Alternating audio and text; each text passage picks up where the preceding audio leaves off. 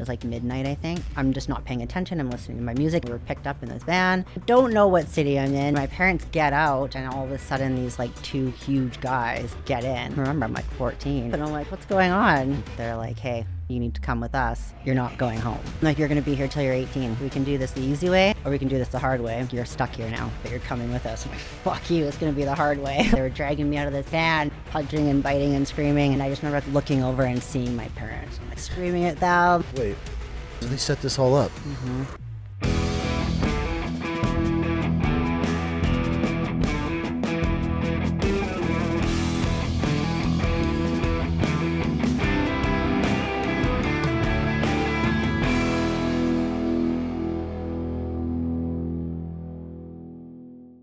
Jacine, Yes.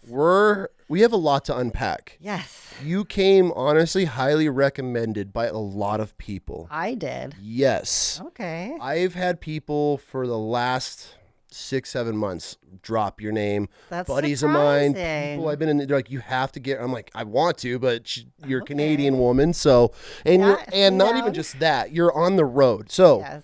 you live a very fascinating life. Yeah. You travel the world. You've been to about 50 different countries. 49. Yeah. 49 countries. You've hunted in 15 different countries.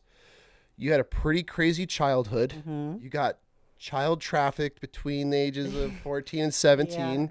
Yeah. You've had some pretty rough relationships. You've had Yeah. some pretty crazy run-ins overseas. Mm-hmm. You sent me some videos of you eating monkeys in the jungle of the Amazon, which Caught with a blow dart. yeah, which I respect because I've eaten baboons. So I think that's how that conversation started. We have a lot to unpack because you, at the same time, reading your bio, you've gone through a lot of traumatic, really horrible things in your life, but you're not letting that define who you are, and you are just thriving. You have a very successful business. You're all over the world doing some of the most incredible things that I watch, and I'm just like, what? And you do it on your own. Yeah, I do. I go alone everywhere. That's my biggest, as a girl dad, I'm like, what is wrong with you? Like, I why? just have no fear. I don't know. It's crazy to me. And so I watch this and I'm like, God, this woman is just, one day you're on the top of a mountain climbing something, and the next day you're in a wooden canoe. Yeah, literally. in the fort. Stop. Yeah. That's your life. And you're hunting stuff all over the place. You just did a family moose trip. All three of you, your brother and dad killed a moose. Yeah. So yeah, we have a lot to unpack. I flew directly from Benin, Africa to Fort McMurray, Alberta. Like directly from living with tribes in Africa to hunting, like no break in between.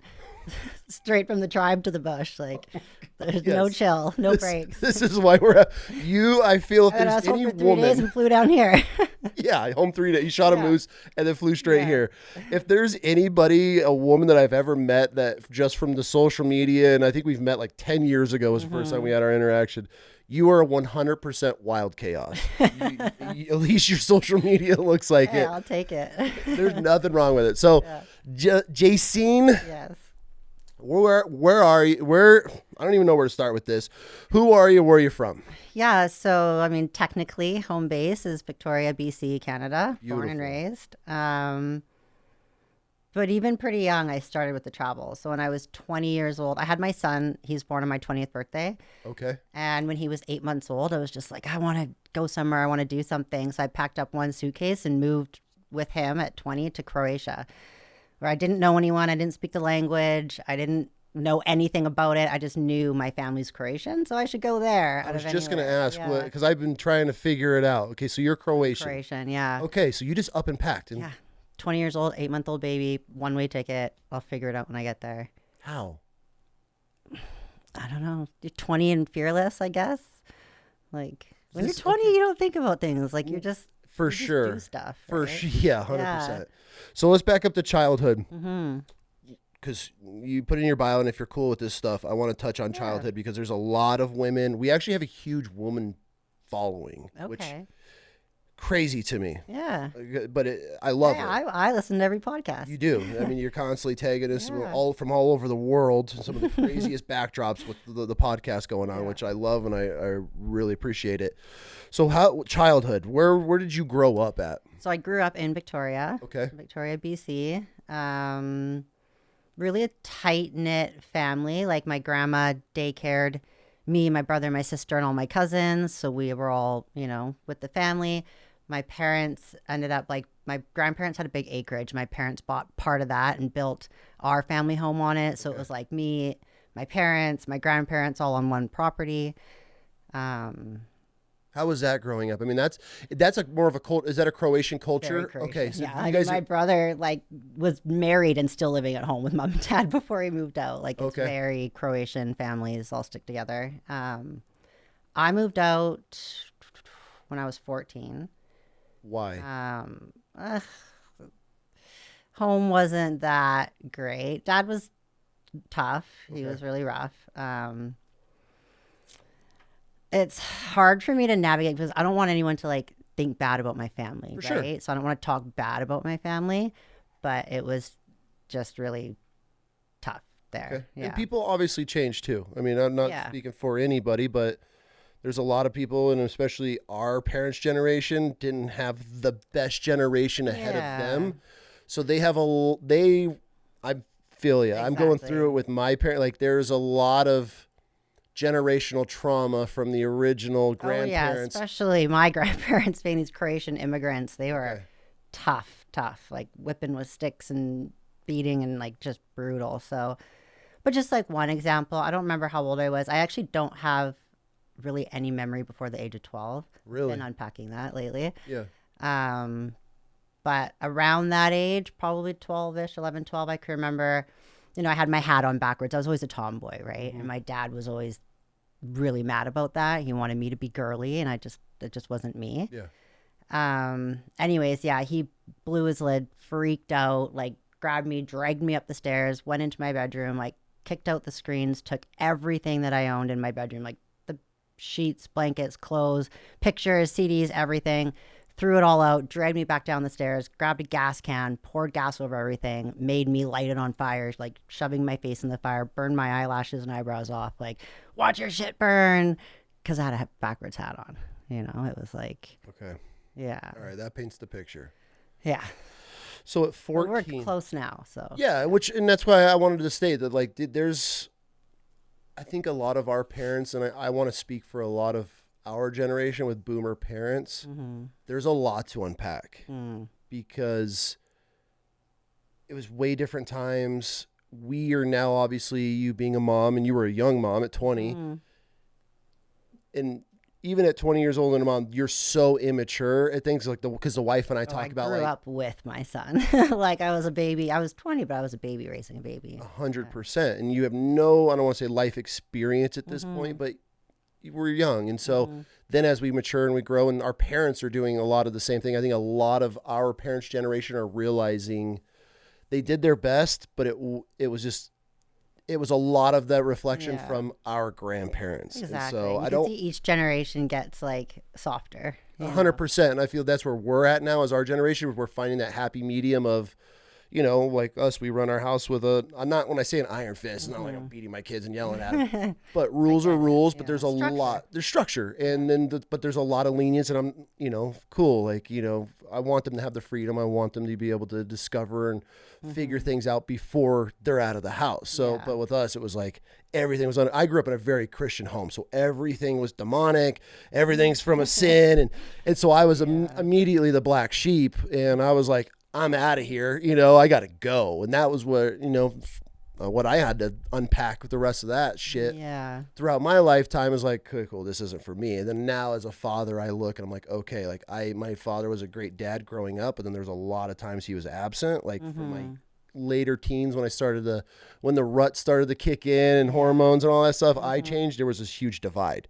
And so as soon as I can get out of there, I signed the military and was gone. So then I look back at everything, how was going on, young adult, discovering self in the absence of that. And I'm okay, now I know how to fix this and how to be there for my kids now. So yeah, I think for me too, my dad was gone a lot growing up because he was working, and he was always working out of town and, building the business and supporting the family. But then he'd pop in here and there and try and be dad and be tough and whatever. And it just created a big push pull between us.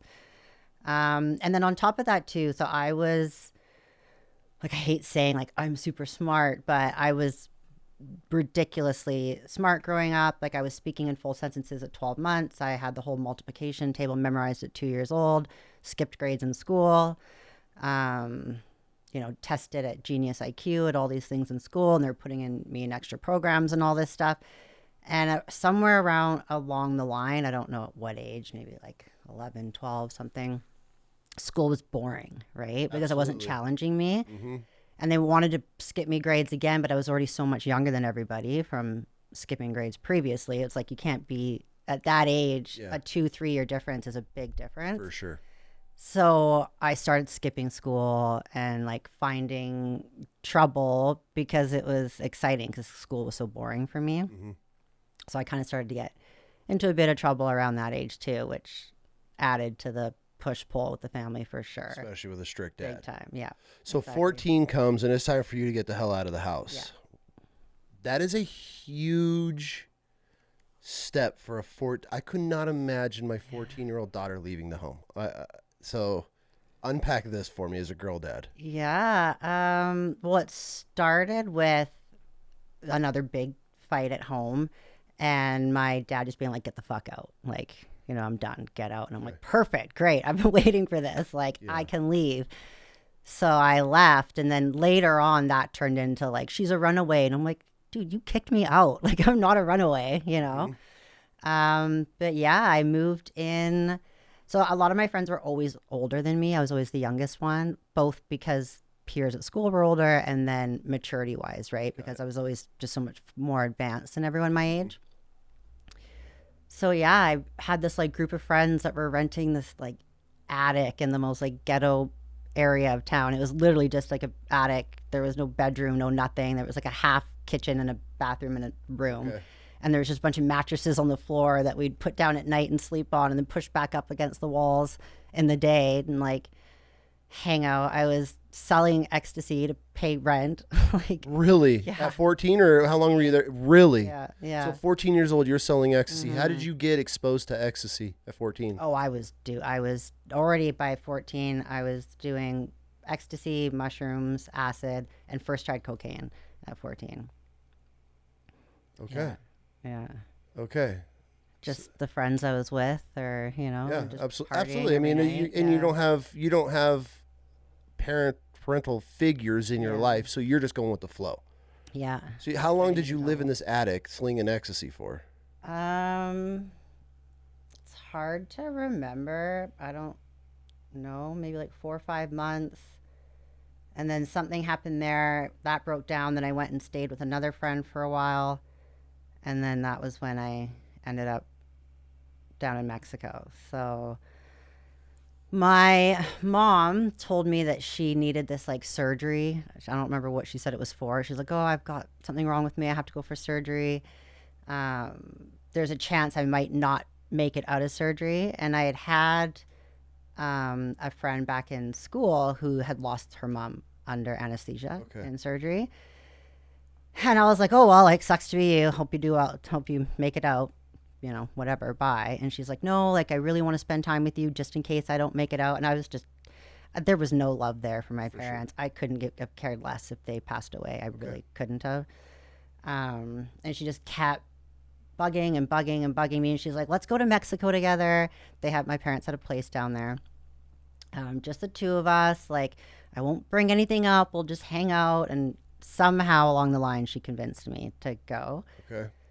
So I was like, okay, whatever. Like, free trip to Mexico, get drunk on the beach, whatever.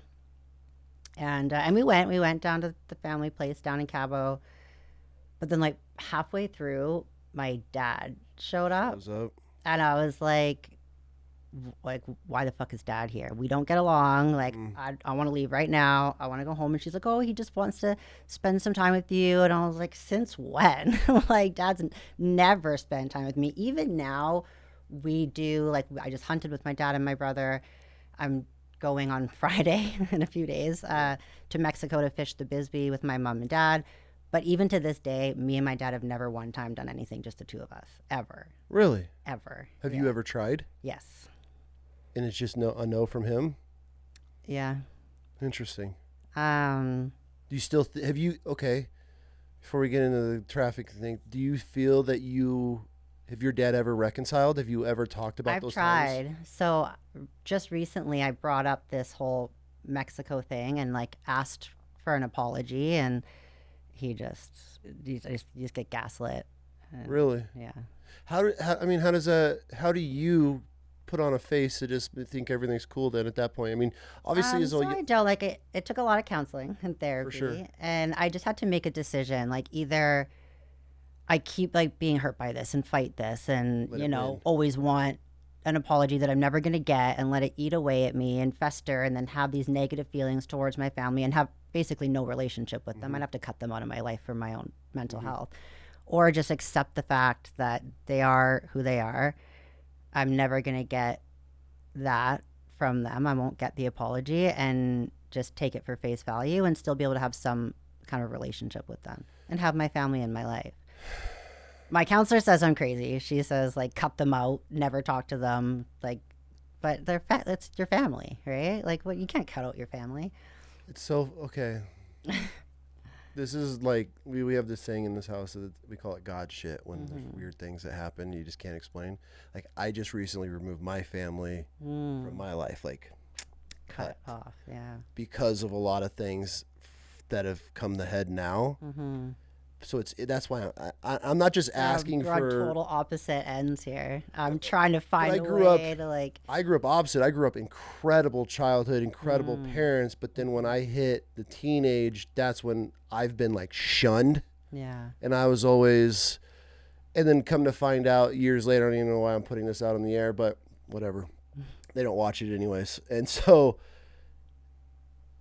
I've been through, we're humans. We go through different things, and I've been through some pretty rough times. And then to find out now that my dad that shunned me and disowned me for my earlier mistakes of being the black sheep and just being an idiot, he went through all that shit, and he never came to me and was like, hey son, like sit out. Like I've experienced this. And especially from the Christian point, right?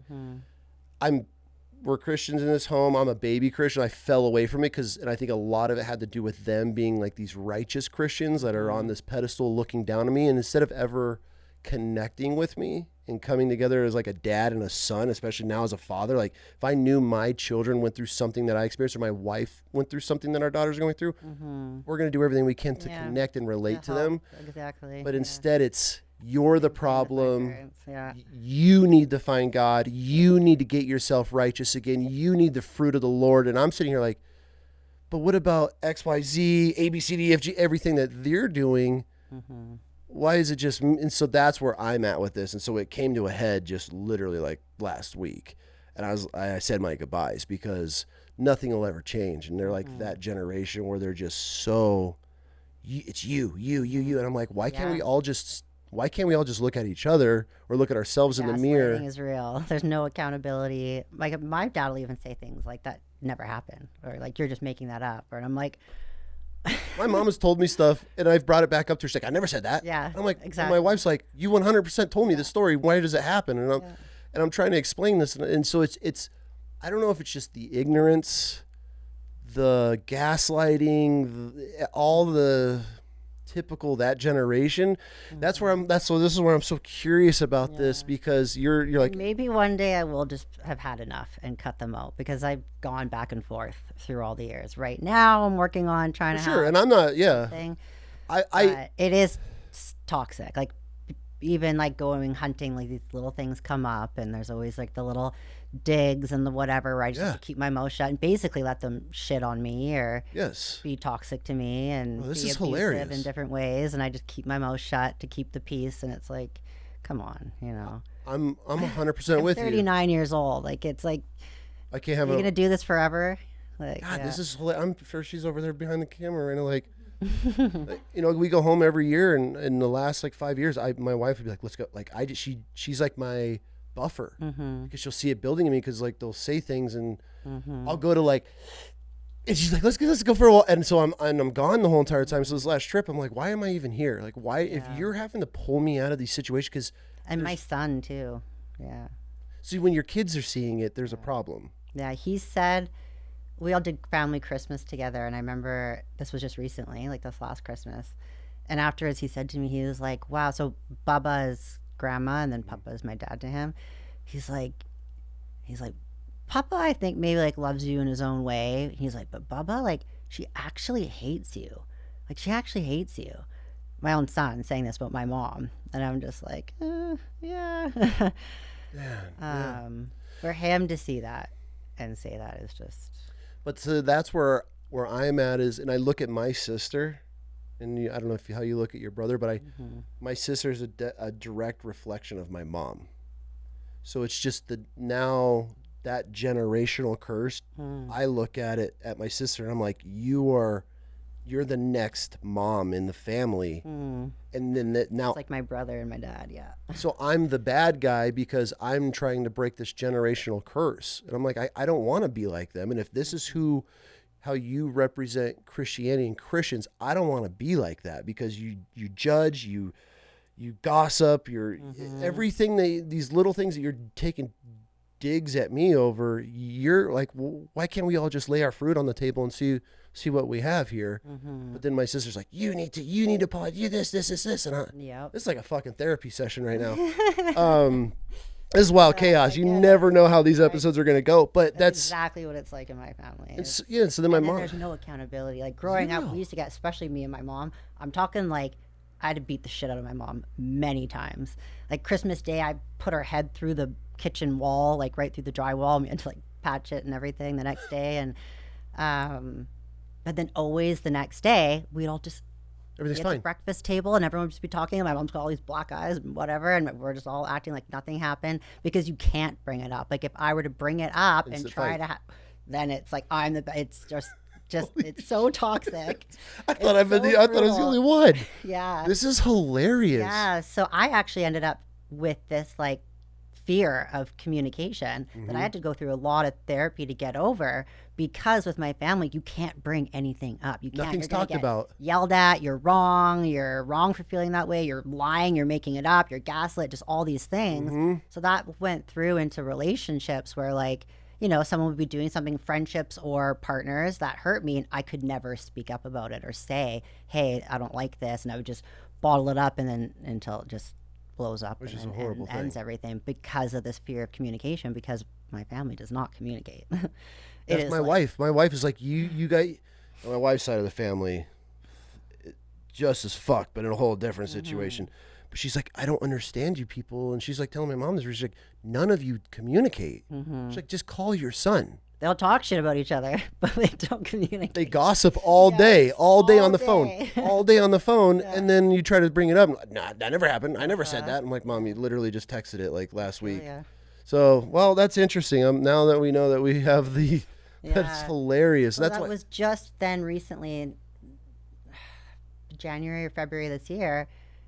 I was at dinner. My dad was there. Mexico got brought up. And I was just like, you know, I've never gotten an apology or anything. And he was just like, I would do it again. I would do it all over again tomorrow if I had to. And I'm like, that's the mindset. You know what that did to me and the way my life went for the next 10 years after that because of this place? Spiraled. Like, you know, but there's just, yeah. See, instead of me going to Mexico, I joined the military. That was my out. And I never looked back. And that was it. And then we've brought things up from the past, and I'm like, I've sat down with my wife. I'm like, am I the fucking crazy one?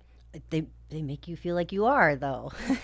They make you feel like you are. That's the whole point of like narcissistic tendencies, right? Absolutely, yeah, gaslighting, spin everything, And I'm like, I feel like and my wife's like, you have said these things since I've met you. She's like, nothing has changed. And she's like, but now she sees it. And she's like, oh, it's all been brought to light. And I'm like, here's the generation. And like, I have to snip that vine.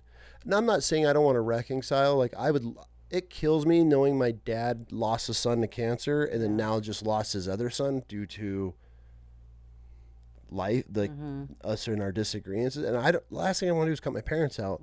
But if everything's negative, everything's toxic, I'm the sinner, I'm going to hell, I'm not the proper leader in my family. And like, here I am sitting and I'm like, dude, she just, out of our giant ass church, she just got accepted out of like a dozen kids, out of hundreds and hundreds of kids, to be this youth leader. And she did all the the pastors and the pastor's wife, like everybody are pulling hers. I'm like, if we're so in sin and this family is so just got this negative cloud over us, I'm like, why are we being blessed so much? Why is my relationship with my wife right now the greatest it's ever been? Why are my kids thriving? If I'm so cursed and I have this cloud over us and the fruits of the Lord are not in me, like, why am I so blessed right now? Like, I'm like, I pray for all of you, but you're not praying for certain people because they're sinning. And I'm like, is that right? Like, how are we here to judge people? Yeah. So yeah, there's a lot to unwrap. Same thing. My parents will constantly try to like harp on me for like the way that I raised my son or my relationship with him. I'm like, me and my son are best friends. Like, we do everything together. We are literally, he tells me, Mom, you're my best friend all the time. That's the greatest. We have the most compliment. open line of communication. He calls me and tells me, hey, I had a threesome last night. I'm like, I don't need to know the details, you know? And he's like telling me everything. And I'm just like, he's 19. Yeah. So I was just like, you know, he just tells me everything and we're so close and we have such a great relationship. And then like, you know, my parents would make these digs or say things. And I'm like, we only even started getting along in the last like couple of years. And you're going to try and tell me about being a parent? Yeah. You know, even being here. So yesterday was Thanksgiving in Canada, and like my dad had to like text me a dig in the morning, like, "Oh, you're in Idaho, not having Thanksgiving with your son," and I'm just like, you know, first of all, my son's like out golfing, he's with the boys, he's 19, he's doing his thing, you know, and he's like, "Oh, you should be at home spending time with them." I'm like, "Yeah, how much time did you spend with me when I was 19?" He's like, "Oh, I hung out with you all the time." I'm like, "Did you?" Like, do you even remember? Because I remember I was pregnant the whole year of 19 and I was nowhere near you. Like, yeah, you're like, I remember specifically because I was pregnant. You don't Yeah, forget can't that forget time that. period. Yeah. Interesting. Yeah. Okay, now that we got that therapy session out of the way, That out of the way. I want to know how you got trafficked or sucked into a Yes. child trafficking ring. Yeah. So, well, I'll explain how it went down first and then how it gets to being called trafficking. So, yeah, my dad came down to Mexico. And on top of that, he's being really nice. And I'm like, what Red the flags. fuck is going on here? Like, you know, took me to the bar. And remember, I'm like 14, right? Okay. Buying me drinks. Like I'm just like, this is just weird. I was like, whatever, I'll just go along with it. And then when we were flying home, they were like, oh, there's this like big festival in this town. Like, let's do a layover there and get a hotel and spend the night. And everyone's going to dance through the streets and all this stuff. And I was just like, had my, probably like a Discman back then or whatever it was, you know, music on, ignoring them. I'm like, whatever, I'll just stay in the hotel. You guys do your thing. So we landed. I didn't even know, I wasn't even paying attention. I didn't even know what city we were in. And we were picked up in this van and we were driving, and then I'm just not paying attention. I'm listening to my music. It was really late at night. It was like midnight, I think. We get to this like big long wall and these gates. They're like, oh, I think this is the hotel. And again, I'm just not even paying attention, just doing my thing. And we drive in and my parents get out and I'm just not even looking around. And all of a sudden these like two huge guys get in and they're like, hey, you're here now. You need to come with us. You're not going home. And I was like, what? I like look up and I'm like, what's going on? And they're like, we can do this the easy way or we can do this the hard way, but you're coming with us. I'm like, fuck you, it's going to be the hard way. Like, I went 100%. kicking and fucking punching and biting and screaming. They dragged me out and like, you're going to be here till you're 18. Like, you're stuck here now. And they were dragging me out of this van. And I just remember like looking over and seeing my parents. I'm like, I fucking hate you. Like, fuck you. Like, screaming at them. Like, no idea where I am. Don't know what city I'm in. Don't, like, nothing. It's middle of the night. So they set this all up. There was no surgery. So talk about trust issues and abandonment issues. Wait. Yeah. Wait. Your mom lies to you, says she's going into a surgery. She might die, wants to see you, flies you to Mexico, then flies your dad in to trap you, to take you to what? Where do they take you? Yes, exactly. So it's called, the real name for these is called the WASP programs, WWASP, Worldwide Association of Specialty Programs. They kind of put them out as these, like a behavioral modification program for juvenile delinquents type thing. But really it was a cult. So I never realized that actually, like I just kind of was like, oh yeah, this thing for fucked up kids. Yeah.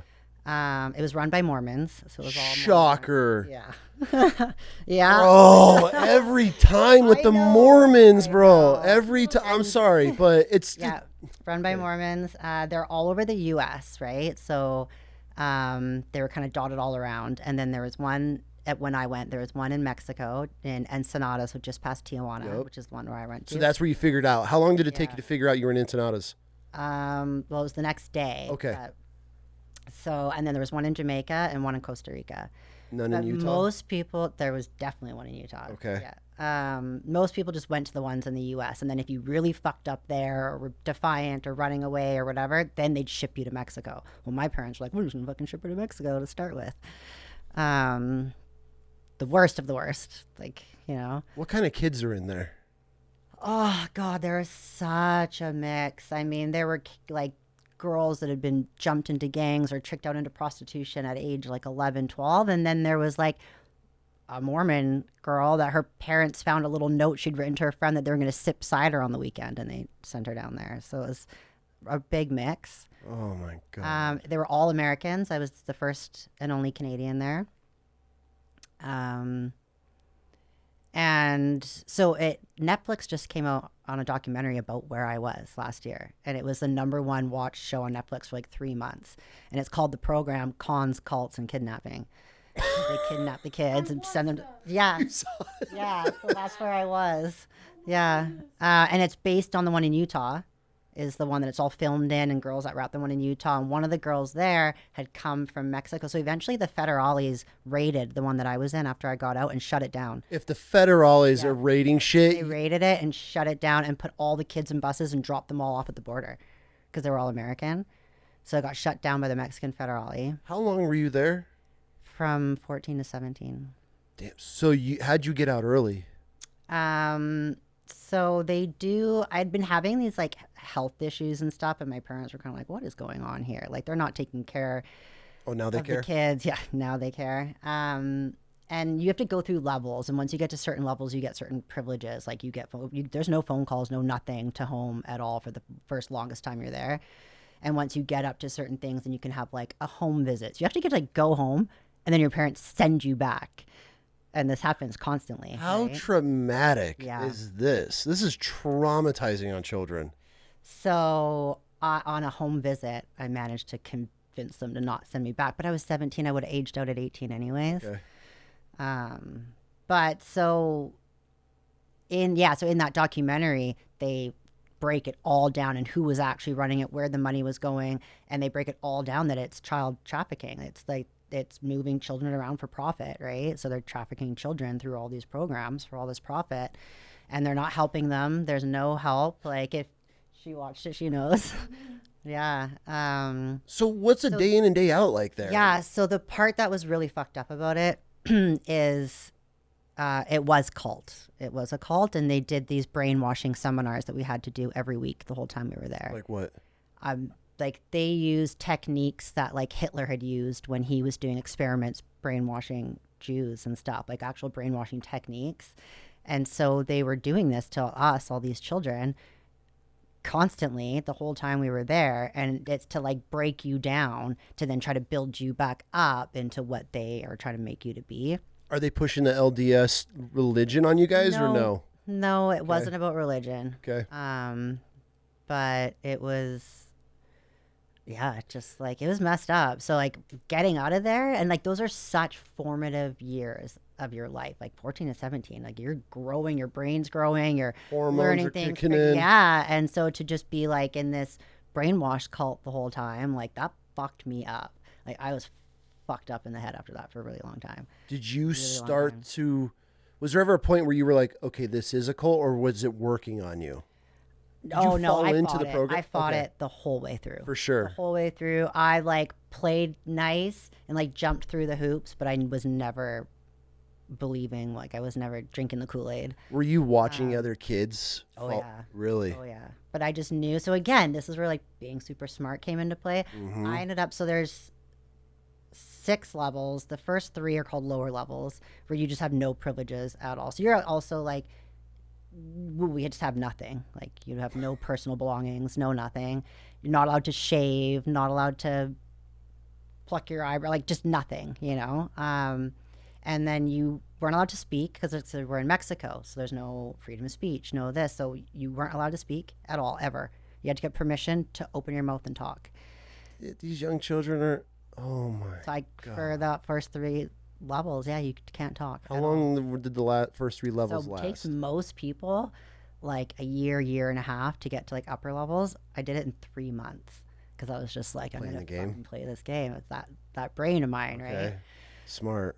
But yeah, so we could get, it's funny, my parents always say, she went to boarding school. There was not a single teacher there. There was no school. We had correspondence. Like, they would just send books and you just sit there and read and write the test and mail the test in. Like, I had to teach myself. My whole high school, it was self-taught there through these little correspondence books. There's no teachers there. Oh my God. And they're like, you were in boarding school in Mexico on the beach, is what they tell everyone. This is such a boomer thing. There was to no do. beach. Like, we were like high walls in this like Yeah. locked in facility. Just cactus and scorpions everywhere. And it was like, oh God, it was dirty and How was the really living abusive. conditions? I remember like seeing a girl, like they made these, I mean, the food was, I don't even know what they were feeding us half the time, just like slop, right?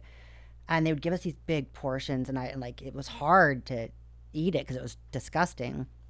I remember seeing a girl like puke up her food on her plate, and then they made her eat all her puke, right? Like, that's the kind of place that it was. Yeah, that was really. All I'm picturing right now is Nacho Libre as he's scooping the slop in like the little Catholic school. Have you seen this movie? Yes. Like, that's what, Yeah. That's what. Yeah, it was messed up. Oh like, my. And then on top of that, like, yeah, the abuse was just rampant. Abuse how? Physical abuse, verbal abuse. From mental other kids abuse. there or from the Well, staff? from the staff. Really? Yeah. Were they taking sexual abuse. advantage of girls there? Yeah. Really? Yeah. Did that? I don't mind. You don't have. Yes. Yeah. Really? Yeah. Yeah. So that was one of the health things that came up. I ended up getting an STI when I was there. And then they have to take me to the gyno and give me whatever pills to get rid of it. And my parents are like, you know, what the fuck? Like, you know, how does that happen? And everything's monitored. So you can only write letters home and they read them before they go out. So you can't say anything. Once you get to upper levels, you get phone calls, but you're there and your caseworker's there on the phone. So if you even try to say anything, they shut it down. So I just had to be like, I don't know, maybe from sitting on a toilet seat. And it's like, how stupid as a parent do you have to be to even fall for that, first of all? You know? Oh my God, these poor kids. Yeah. How many of the staff are involved in what's going on? I don't know, to be honest. Yeah. Okay. So the living conditions, there was like, you know, those portables that they would have back in school back in the day. I don't know if you guys had that. Like, when the school doesn't have enough classrooms, they put those like portables outside, and those are classrooms. Okay, yeah, almost like a Connex box, but converted in a way. Yeah, Or like yeah, a little yeah. little trailer. Yeah, like Okay. a trailer. Yeah. Yeah. So that's what we had. And then, yeah, you just walk in. It was like a really tiny hallway and just bunk beds on both sides. And then a bathroom at the end. And so that was like where we lived. So when I first got there, and I remember it's like middle of the night. So they just take me, and then they just take me into this room, and there's just all these bunk beds on either side. And they're like, that's your bed, go to sleep. Roll call will be in the morning. And I'm just like, I don't know where I am. And so these girls are like looking at me, and I'm asking them, I'm like, where am I? Like, what is this place? And they're all like, won't speak because you're not allowed to talk. And if you speak, you get shit, you drop all your levels down. You have to start the program all over again. Oh my God, so you're just freaking. And I don't know what's going on. I'm trying to ask these other kids, where am I? What is this? Like, nothing. No one would say anything. Have you ever sat your parents down and told them what happened there? I've tried. They don't want to hear it. And then the documentary came out, and I said, are you going to watch it? They're like, no. Because they just don't want to admit. And then after me fighting them on it, finally one day they were like, yeah, we watched it. I don't really believe that they did, though. Because if they did, they would know. I don't know. They know. They just don't want to admit it, you know? So that was the thing recently this year, sitting down with my dad, being like, this place was fucked up, you know? And he was just like, I would do it again. That's got to cut deep, though. Yeah. I was like, fuck you. You would do it again. Like, I was sexually abused, mentally abused. All these things happened there. And he looked at me dead and he goes, well, I didn't know that happened. I'm like, yes, you did. That's what was the health shit. Why I fucking came home, because I got an STI, remember? He's like, I don't remember that. I'm just like, okay. Sure, Dad.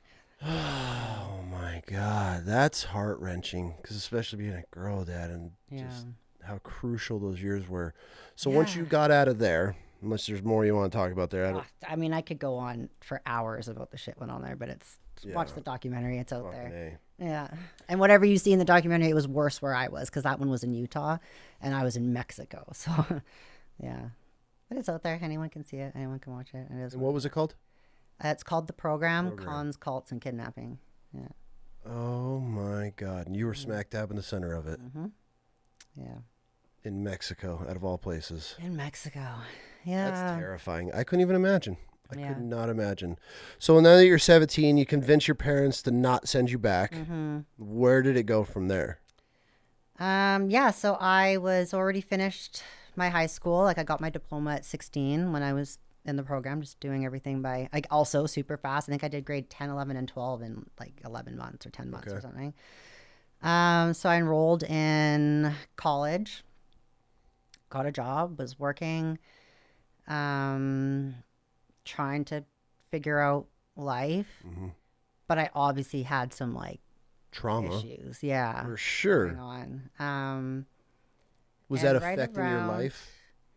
I didn't think so. Okay. It's only been probably in the last like 5 years that I've been able to realize why I was the way I was when I was younger. Absolutely. That this really did mess me up. I would just always, thought that's just how I am. Like, I didn't put the connection. Mm-hmm. And then that was when I met my son's dad. So started dating him at 17, which was just another roller coaster of abuse. But that's the thing. So when you've gone through this kind of abuse with your parents, then you go through even more abuse at this program. It's like, that's all you know. Yeah. So I spent so much of my life just finding people like that then in my life. And because I didn't know any better, which now I can recognize and make different choices. But so, yeah, that was a very tumultuous relationship. How so? Very toxic. He was just super, super abusive. Yeah. Okay. But he was the love of my life, young and dumb, my first love. So, yeah, when I found out I was pregnant, actually, we had just broken up the week before. He went back to jail. And then I find out I'm pregnant and like, we're not even together. He's in jail. I'm like, oh God, like what now? And you're 19 at this point? Mm-hmm. Okay. 19. And, so I like told him and he was like, no, like we have to do this. Like, I want him. Let's make it work. I'll blah, change. Blah, blah. Yeah, I'll change everything. Mm-hmm. I'm like, okay. So he gets out. We get back together, get a place, the whole thing, go to birthing classes. He was super involved, everything, everything was going great. I go into labor. My son's born on my birthday. Oh, that's Same cool. birthday, 20th birthday, just after midnight. I deliver my son an hour later. We got engaged. So an hour later, my fiance is like, oh, I'm just going to get some water. And he just never came back. So my 20th birthday, I'm in the hospital at like 2 a.m, holding my newborn baby. I'm engaged. And I'm like, where is he? And I'm like calling him and he's just giving me the fuck off button. And I'm just like, are you fucking kidding me? Did you know deep down? I knew instantly. Yeah. Was he a user? Was he on drugs? He didn't. I was, but he wasn't. What were you on? Yeah. Well, at the time I was pregnant, so I wasn't. But I was it. Smoking meth when I got pregnant and crack and doing lots of cocaine. I was on drugs heavy for a long time after being in that program. 100%. I'm not justifying it, but you've been abandoned by your parents. You got in a child trafficking cult in Mexico. It only makes sense that you're going to... I ended up on heroin for about a decade. Yeah. I know. Surprise, shocker. That's when people don't... When I was like hunting all over the world and filming. I had that documentary Hunting on Netflix. I was rocked on heroin the whole time. Like I watched this documentary that it's not on Netflix anymore, but it was. And I'm like sitting on my bear rug at my place in Croatia and I'm like watching it. And I'm like, how did nobody know? Because I was a high functioning addict, right? I've always been successful. I've always been high functioning. Like I was rocked the whole time. Yeah. Damn, you were lucky to be alive. I know I am. Yeah. And to have an incredible relationship with your son. I'm like just. I know that's the one thing that, and I've always been open about it. I don't hide it. I share it all the time. Yeah. But most people just see my life now and they just never realize like, or even what my life was then, and they just never realized You have what I was fought battling. Yeah. every statistic to get to the point where you are now. Good for you. Yeah. Thank you. How hard was it coming off heroin, being a high functioning heroin addict? So again, here's my brain. I'm too smart for my own good. I hacked the system. I found out how to use for however long, months on end, years, whatever. And then if I needed to get off of it for some reason, especially with the traveling hunting, right? So I would have to like find ways to smuggle heroin with me onto a plane. That was my and next I'd like question. take like brown eyeshadow and like empty it out and pack the heroin in so it looked like, and just hope dogs wouldn't smell it. And I was like, this is getting really dangerous. I was like, I need to be able to stop so I can go do a hunt, travel, whatever, and then come home and start again. So I started like researching and I was like, okay, Suboxone, right? It's like a methadone if it's pill form.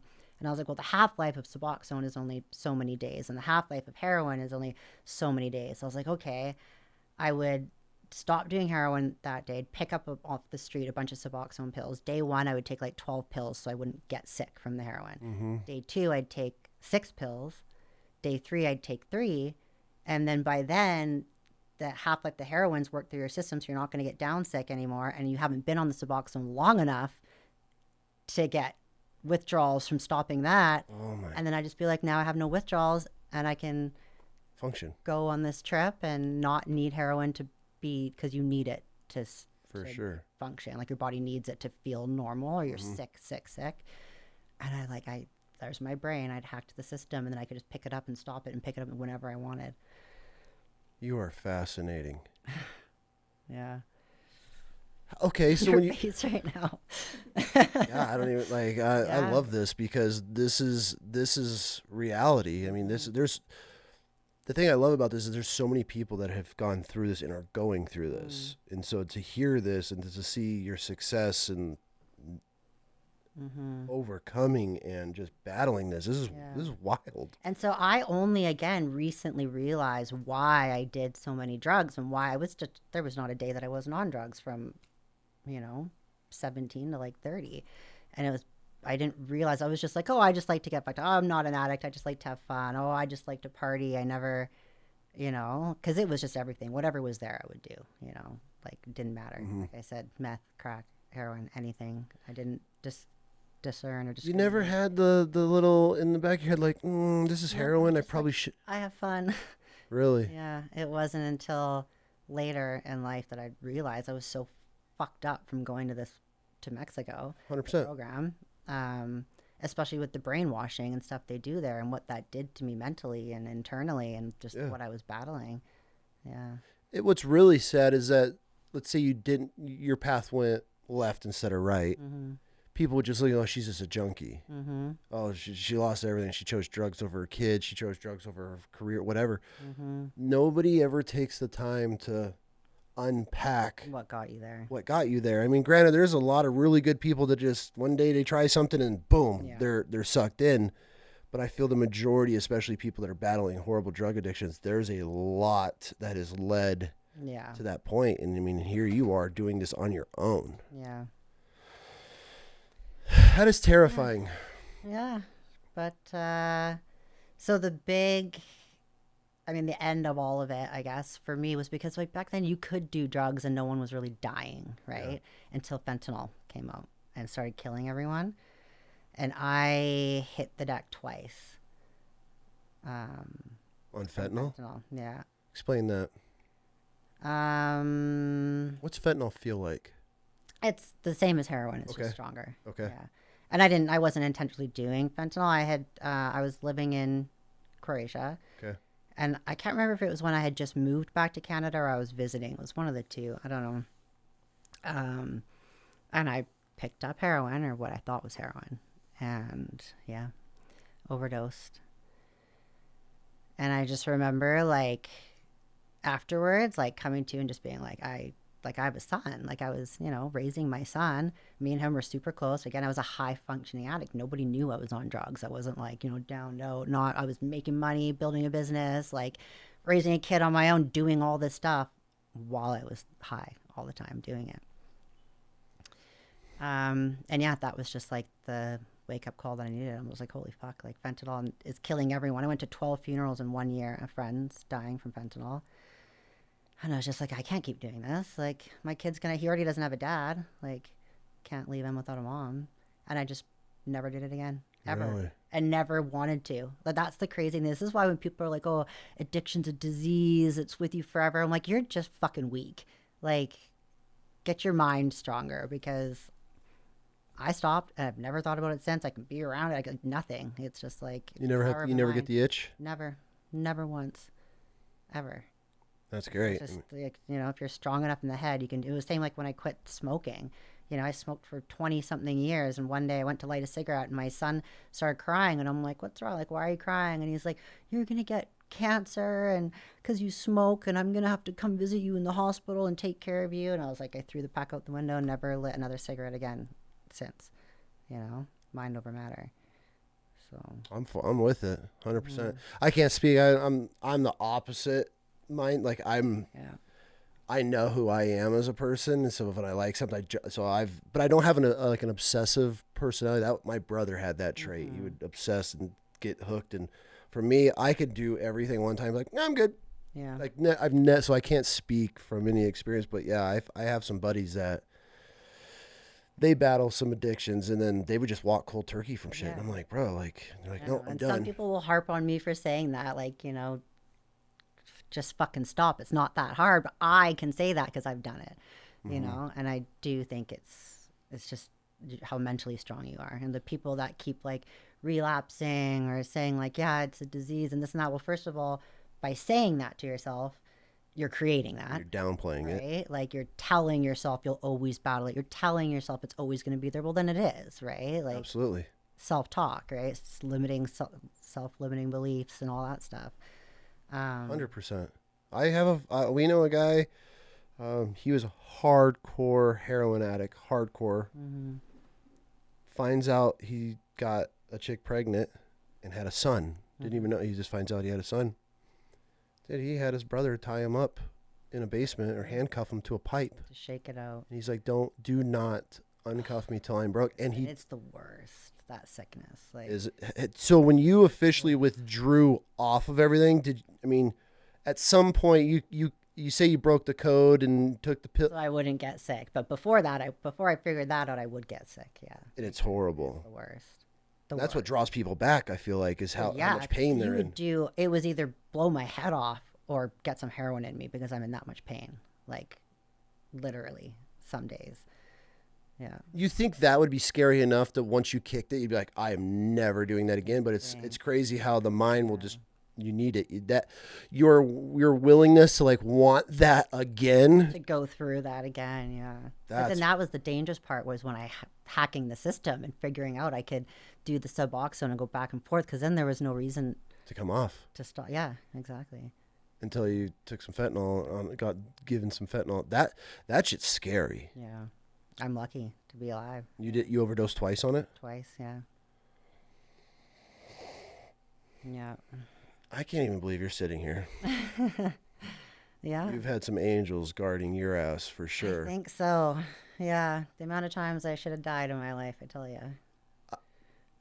I got my list. Yeah, I feel you. Yeah, my wife is like, I've watched you use 9 of your lives. I don't know what you used prior to me. She's like, you're done with everything. I'm like, all right, yeah, valid point. I know. And then especially the way I live my life now too, like the chaos, But do you feel now, and I don't mean this in any negative way, but with your travels and constantly being gone, do you ever feel like you're just trying to get away or just keep your mind busy? And distracted elsewhere, or are you just something that you love? I mean, do you It's ever? just something I love. Okay. Especially the living with tribes. So that was actually when I was in Mexico. I had written an essay, I think just for myself, when I was 15, about how I wanted to travel the world and live with tribes one day.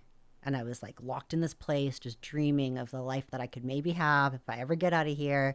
And that was something I wanted to do. And I had written this whole like little business plan on how I was going to do it. I was going to like pitch to National Geographic.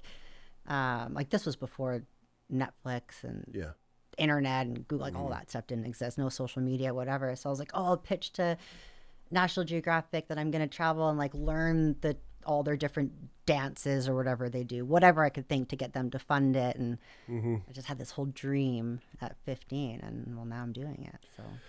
What, if you don't mind me asking, what career did you build to be able to live this lifestyle that you do? Yeah. So shocker to a lot of people, I own a cleaning company. Really? Yeah. How large is this cleaning company? Pretty big. So I have a commercial division, a post-construction division, and residential division. And the post-construction is like just prints money. So you're coming up and cleaning up after construction sites? Yeah, I do like when it's done, not during the construction. And mostly it's like towers, like apartment buildings, condo buildings, you know, towers. I put 2 girls in there for 2 months and charge $100,000 to do the building. And I mean, do the math. There's like no overhead. It's a phenomenal business to be in. It just prints money for you. Mailbox money. And I've got a really good team on the ground at home that I trust that like run the crews, so I can be gone traveling and doing my thing. Yeah. Good for you. Worked out very well for me. Yeah. Good for I'll you. never forget when I said, I was like, I'm going to start a cleaning company. Everyone's like, you're going to what? Like, and in my first year, I doubled my income that I'd ever made before that. And I started by cleaning houses myself. So I'm going in, scrubbing people's toilets, you know, picking up their husband's pubes out of the shower, like whatever I had to do to build up the clientele until I had enough that I could hire another girl to help, and then another and another, and just build it up to what it is now. Good for you. Yeah, thank you. And here you are. Everyone's like, they see my life and they're like, what is she doing? Like, it's got to be some elaborate thing. I'm like, business doesn't have to be that complicated. You just find something that everybody needs with low overhead that's easy to run. Cleaning. Everybody needs cleaning. No shit. Yeah. Genius. Yeah. Because I've asked around, and everybody's like, I don't know, or I think she's in real estate, and like I do. Like, yeah. Now that I've invested in real estate, about rentals and you know, some other things, stocks and stuff. But that's my main income. Yeah. Good for you. So that has built this ability to be able to travel the world. Yeah. Okay. Let's get into world travels, because that's, now that we've unpacked our childhood trauma. Yeah. Which is always healthy to do. Who would have thought Wild Chaos would be a freaking therapy show? Session. Yeah. World travels, which you have been to a lot of countries. And I don't know if I have asked you in conversation, but are you ever terrified of just traveling by yourself in these foreign countries?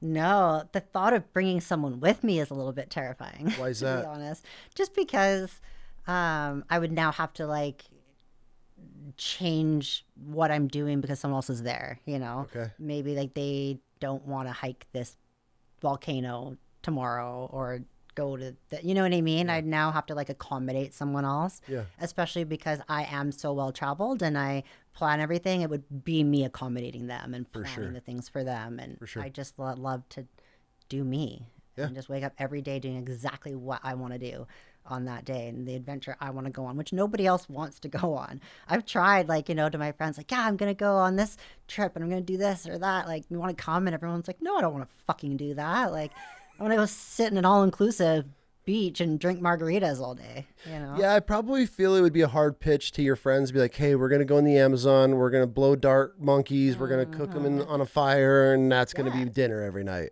Right? I would 100 personally. That's like how we are as a family. We're like, you guys want to do some crazy shit, and we just go try to figure it out. But then not just that. So even that trip, like I did that week with that tribe. Yeah. But I was in South America for 3.5 months. And I think in that 3.5 months, I only had 2 rest days where I didn't have any kind of excursion or adventure or hike or something planned, that I could just rest. And so I would just take my travel days as my rest days. Like I'm going from this place to this place and I have a 10-hour bus ride or whatever. That's the only rest that I got. And then the whole time it's like going to this volcano, going to this geyser, going to this whatever, every single day for 3.5 months, like no chill. Yeah. And people just don't want to travel like that. They burn out. Yeah, I don't burn out. I can probably see that for sure. So let's talk Amazon. What's it like being a woman in the Amazon rainforest living with a tribe? I don't think being a woman really played into it much. Okay. For me, at first, maybe like, the tribes were just kind of looking like, oh yeah. And I was, they kind of like asked. So every time I live with a tribe, there's always a different way I managed to get in there, right? I always have to organize it somehow. Okay. I went to South America knowing I wanted to go live with a tribe in the Amazon. I didn't know what country or which tribe. I was just like, I'll figure it out while I'm down there. I really wanted to go to one in Venezuela, but I couldn't find anyone to take me in because of the political unrest there right now. Yeah. So how I ended up finding this specific tribe, I was flying. So I went to Peru, did an ayahuasca retreat in the Amazon. I want to touch on that. Don't let me forget that. And then, so when I was like planning the trip, I'm like, okay, well, after that, I'm probably going to need some kind of like decompression, but I can't just sit around and do nothing. So I had booked the Galapagos Islands right after Peru. I want to. And that was also a childhood dream. Okay. So I had to fly into Quito, which is the main city in Ecuador, have a layover, and then go to the Galapagos Islands, which is in Ecuador. So I had one night there. So I was like, okay, I hired this tour guide just to do like a city tour to check out all the old history stuff and whatever for the day.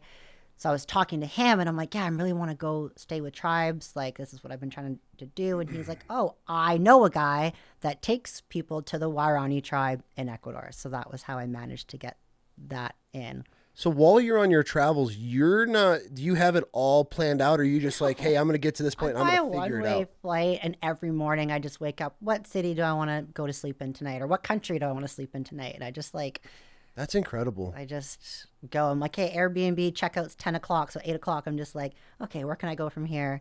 What can I go do over there? What crazy fun stuff is there? And I just like figure it out as I go. So you find a guy that's going to get you contact to bring you into the forest to live with this tribe. Yeah. So, and I planned to just do that later. So I was like, okay, I'll come back to Ecuador later. I still didn't even have a date or anything, but at least I had a contact. Okay. So then I go to the Galapagos. I'm like swimming with penguins and sharks and all that stuff. And then went on to hike all through Patagonia, Bolivia, Brazil, Colombia. And then at the very end, I arranged, okay, now I'm going to go back to Ecuador. But that was how, and this is like, I don't know who this person is. I don't know who's on the other end of the line. I'm just trusting I'm going to show up, jump in their little canoe and not be chopped up somewhere in the middle of the Amazon. Yeah. Just like full blind faith, you know? This is like where my mind is watching you. I'm like, hey, and as you're explaining this, you could just whoop and gone, and no one would know either because I move so much, and no one knows where I am. My parents don't even know, like they don't even know what country I'm in half the time. My family doesn't know. My friends don't know. I'm only like 3 days this country, 3 days that country. I'm just so all over the place. It's like I would go missing, and it would be a long time before anyone even realized I'm missing because I go out of service, right? Because I'm with tribes. There's no phone service, and then 2, like no one would even know where to start looking. Yeah. No clue. That doesn't ever just... No. Good. Shouldn't. I mean, try and fucking take me. Like, I dare you. And see what's going to happen. Yeah. You know? Yeah. Valid. I also think, like, say human traffickers that are kidnapping women to sell them wherever in these countries. I also think they look at me and they're like, this one's trouble. Like, I don't want the headache. Like, they go for meek, quiet looking girls that they know they can control, that they know, you know what I mean?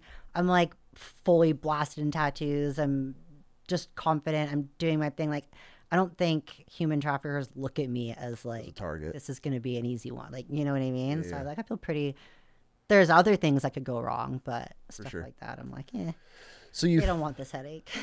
I could see that point. Yeah, 100%. I mean, they see a lot of these, even these guys that are looking for kids, they always look for a role model and how strong the father figure is and who they are. And I'm sure that translates to a woman like, oh, she's going to put up a fight on this one. So, yeah. I get it. So then going to this tribe in the Amazon, I ended up hiring that guy that gave me the contact to then come with me to translate.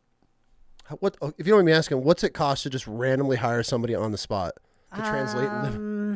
It's been different in every country. Okay. So this one it was like under $2,000 for the whole. This is the whole thing, like going to the tribe, the translator, the everything. Really? It was like, yeah. Okay. I mean, in Indonesia was my favorite tribe. One of my favorites for sure that I've stayed with was like $800, you know? So, and then I've also spent like 10 grand to go to a tribe. So it just totally depends. All right. Totally depends. So he was like asking, like, what do you like want to do, you know, because like you're just going to go live with them and figure out whatever. And I'm like, he's like, do you want to go with the woman and plant their stuff and see what they do? I'm like, I do. I was like, but I really want to like hunt and fish and be with the guys, and that's what I'm into. So when we got there, he was kind of saying that to them, and they're like, the tribes guys are looking at me, and a lot of tribes, women are not allowed to hunt. I've had this happen almost every time. So I'll just kind of like bust out my phone, and I always have this big power bank so I can recharge it because there's no power where you are, and I use it for photos and stuff, and just start showing them all my hunting pictures. And next thing you know, the guys, they're all just like, let's go. Like, perfect. The best. They're like, this is awesome. So that's how that one played out. They're just like, fuck yeah, like, let's bring this chick out. And that one, they had this old relic of a shotgun. I don't even know where this thing came from. It had like duct tape around it. It was like, and they had this like bag of shells that were all rusted out, and like, it was terrible. And I think they never use it. Who knows how long they'd had this thing sitting in a bin or where they even got it from. But they're like, oh, you can use a gun here. We'll bring this too. So like we can get more monkeys or whatever. This thing misfired on me like 6 times, literally. 6 times. Really? And then finally one shot went off. I shot a monkey. It falls down. And they're like, shoot another one. I shoot nothing. Like, it was brutal. So then they passed me the Cervatana, which is the blow dart. Okay. It's like, God, like 15 feet long. This big, long thing. So you really? can't like hold it straight. Okay. So we had like gotten under this. Straight up? Yeah. So we got underneath like a monkey that was up in a tree, and the guy that's from the tribe was shooting at it, kept missing, whatever. And it almost got to like a fun game. They're all taking turns and stuff. And then they look at me and they're like, do you want to try? I'm like, okay, like, I don't know, sure. And these guys have been doing this since they were like 3 years old, and they're missing, right? So they pass it to me. I get under, I line up, I blow, and like when they blow, you hear like a kind of sound. When I did it, nothing happened. I'm like, oh, I didn't even blow hard enough. Like the dart's still in there. And all of a sudden the guy's like, oh my gosh, he's like grabbing me and he's like shaking me and smiling. I guess I hit the monkey. The dart was still inside the Cervatana. I was like, oh my God, I didn't even get the dart out, but I actually hit the thing. Obviously you're not trying to like puncture it and kill it. You're just trying to scratch it. There's poison on the end. So we dig up these roots, mash it all up, and just kind of paint the tips with like a poison. So the poison is what immobilizes the animal, and then you have to get it and dispatch it. But yeah, so that was like blow darting my monkey. You blow darted. Guess what? A monkey in the. How incredible was that experience? It was honestly like so awesome. I was just like, this is the coolest thing ever. And I'd heard about this before from Steven Ranella. Had done it, and I remember him talking about it. I'm like, that's so cool. I want to do that one day. And then it just like played out, and here I am in the Amazon blow darting a monkey. I was like, this is just the fucking coolest. Like, it's one thing to be a hunter and like, you know, rifle hunt and bow hunt and all this stuff, but to use these primitive, like, and my first time and my first shot, and the guys that have been doing it their whole lives are missing. Depend on this, you know. How long did it take for the poison to kick in on the monkey? It's pretty instant. Really? So now so what happens, it gets them kind of like drunk and immobilized, right? And usually they'll fall out of the tree. Well, this monkey got stuck in the tree. Okay. And I'm like, well, what now?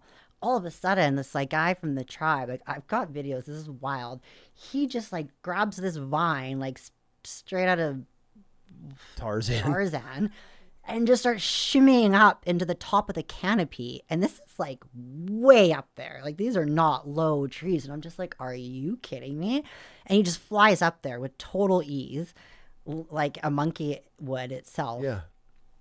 And then all of a sudden I hear the monkey like screaming at him, and he's screaming back at it. And it's just like screaming at each other. And I'm like, what is going on right now? And this guy's screaming at the monkey, and the monkey's screaming at him. I'm picturing it like jumping on him. Like, I don't know what's happening up there because he's up at the top of the tree. Like he went way past the canopy. And I was like, what the fuck is like, what is this life? And then all of a sudden, there comes the monkey, falls down. And then what? Okay, so now that you've got this monkey on the ground, okay. You slit the throat, and now this is lunch or dinner? This is dinner, yeah.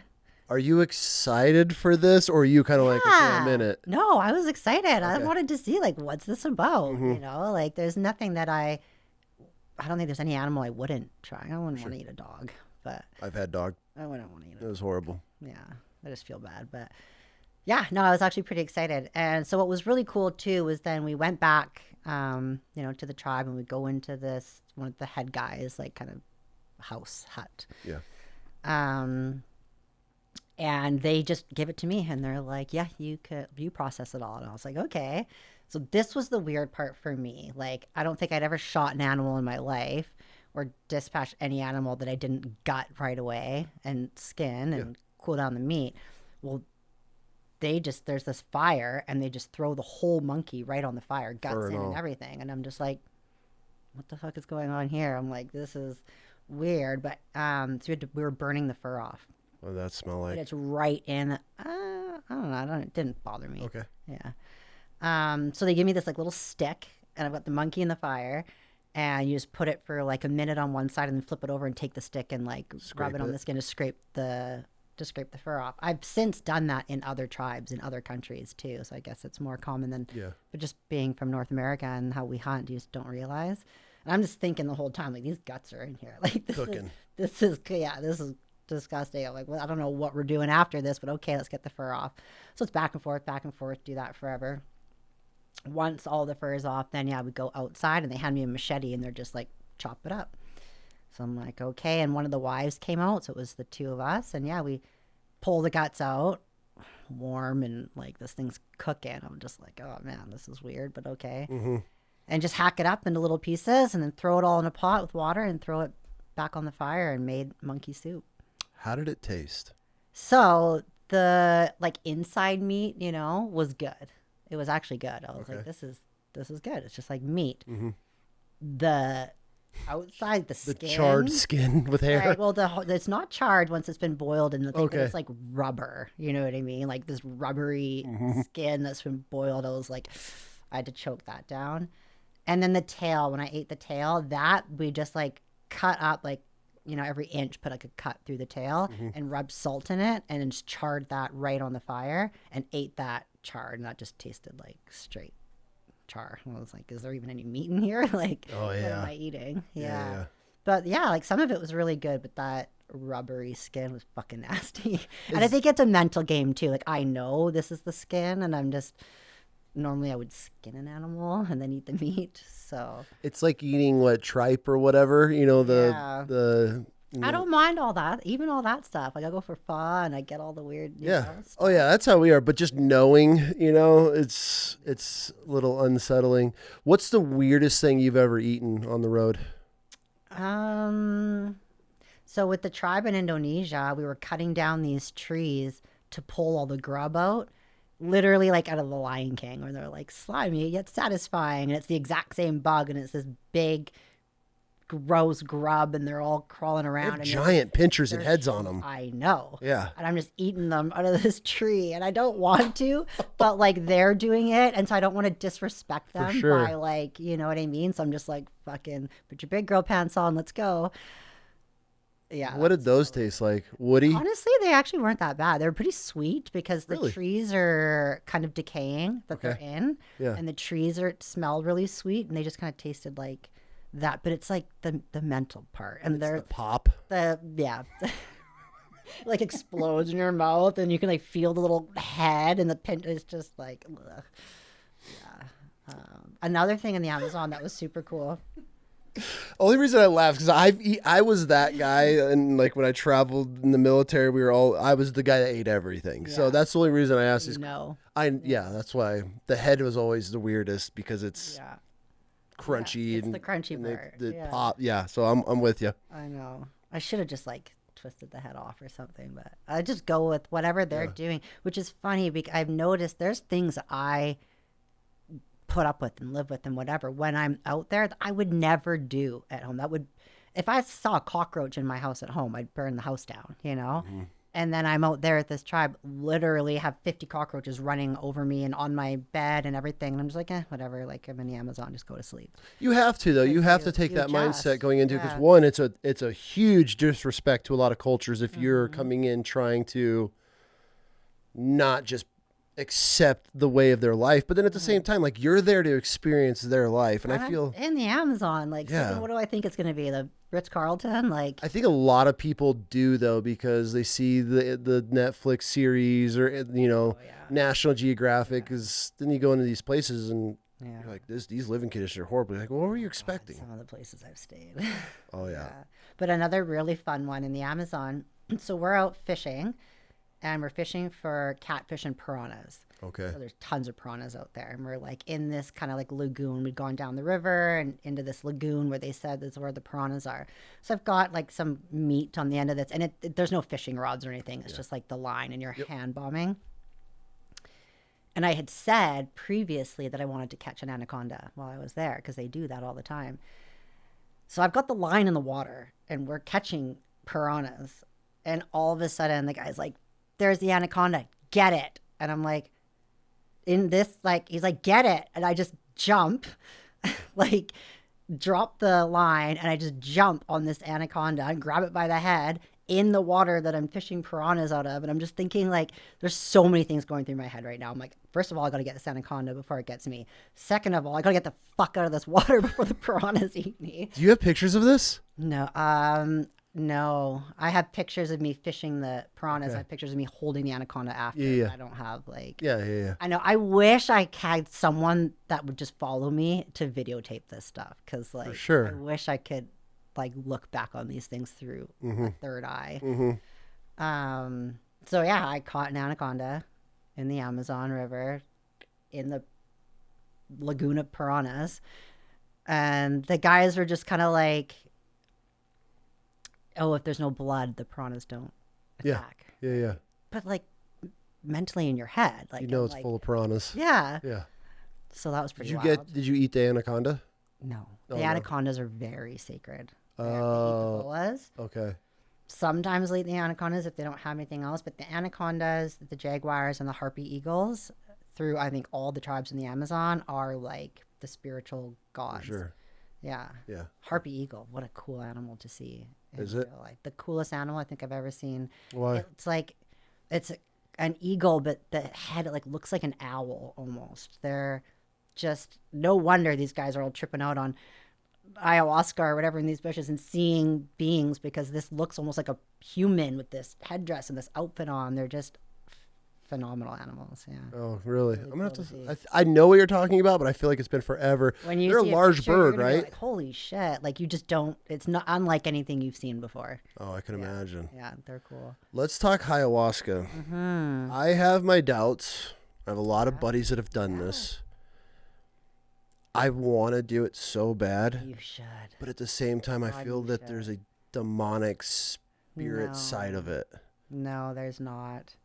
There really isn't. Like, yeah, it can show you things you don't want to see, but it's not going to show you anything that's not real. You know what I mean? It's just you facing your own demons. Okay.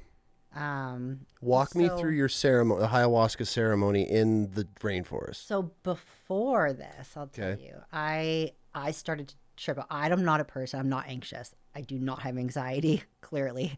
You know, nothing scares me. I'm just like, you know, I go do everything. And leading up to going there, I started to kind of spin out. I'm like, oh my God, what am I doing? Because everything you read about ayahuasca and learn about is it shows you traumas and this and that so you can work through it. And I'm like, I've done the work. I have relived my traumas. I don't need to see this shit again. Why am I going to go sign up to be back in Mexico, to be back in all these situations, like, and torture myself, you know?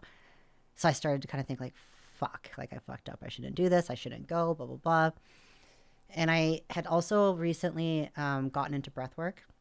Okay. So I don't know if you know much about breathwork, but if you do really intense, like 1.5 to 2 hour heavy breathwork sessions, you actually create a DMT in your body and you have the same experience as like ayahuasca or heavy psilocybin dose. And people use it with healing. Like I've been in breathwork seminars where I come out and like half the people are crying and they've relived traumas and they're dealing with stuff and they use it to heal without ever taking a substance. So I had never gone to the other realm in breathwork. I was still kind of like new at it.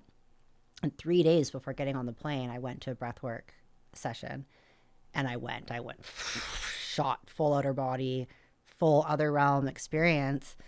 And I had seen this like soft, it was all black, totally black. I'm like floating in space. And I saw this like kind of like pink soft thing in the distance and I couldn't figure out what it was. And as I got closer, I kind of made the shape of like a moth, but the edges were really light and just disintegrated. It wasn't hard.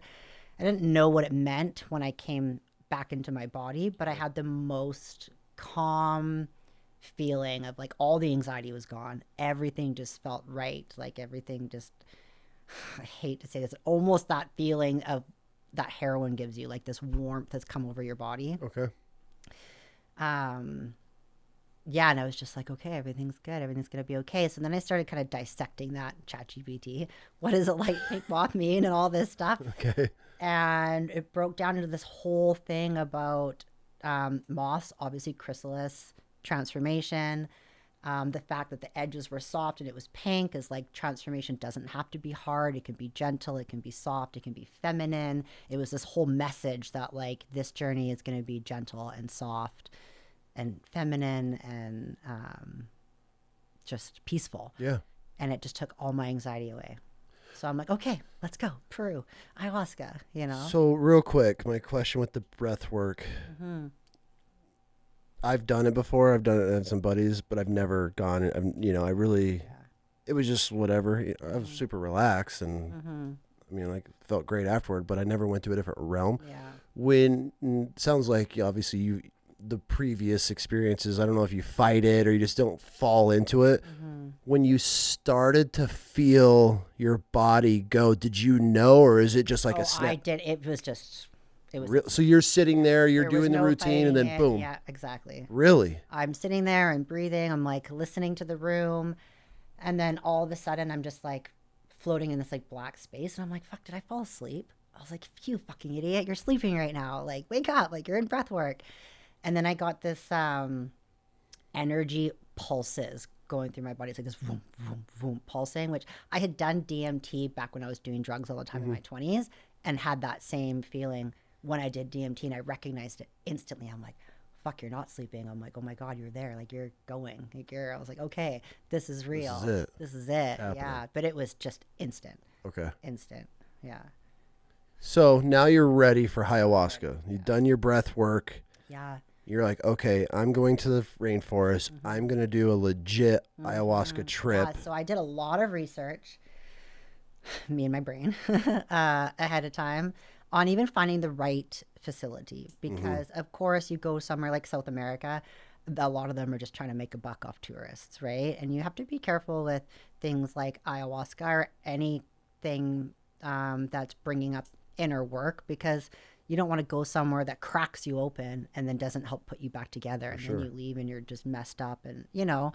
So especially I found like one of the most notariable facilities in the world, right? And definitely like in the top, I found the top 3 in Peru and picked one of those. So I made sure it was legit and safe and everything too, not just like, oh, whichever one's cheapest kind of thing. Pay for what you And get. they actually have 2 locations. One is out by Machu Picchu, which is much easier to get to. And I was going to Machu Picchu anyways. And then the other one is way out in Iquitos in the Amazon. But I wanted to go to the Amazon for that because it's also the birthplace of ayahuasca. Like ayahuasca comes from the Amazon in Peru originally. And I was with the Shipibo shamans, which the Shipibo shamans like discovered ayahuasca and have been using it to heal for 3,000 years.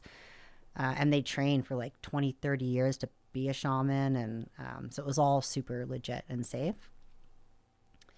But yeah, the experience was not what I thought it was going to be. So here I was like worried. I'm like, great, I'm going to relive all this shit, like rehash this stuff. What's the point in any of that? And mine was like the total opposite, which I had felt guilty about because everyone else there was 18 of us.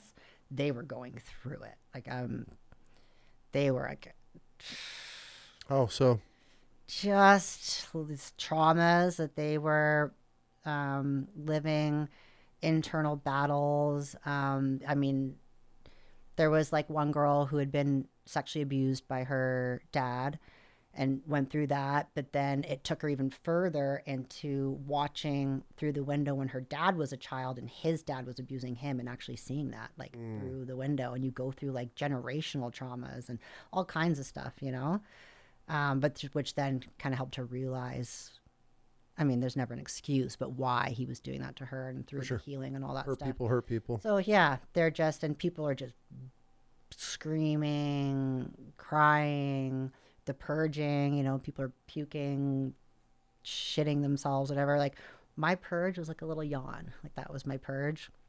I just like curled up in my little blanket and like melted into the floor. And ayahuasca showed me the most beautiful, like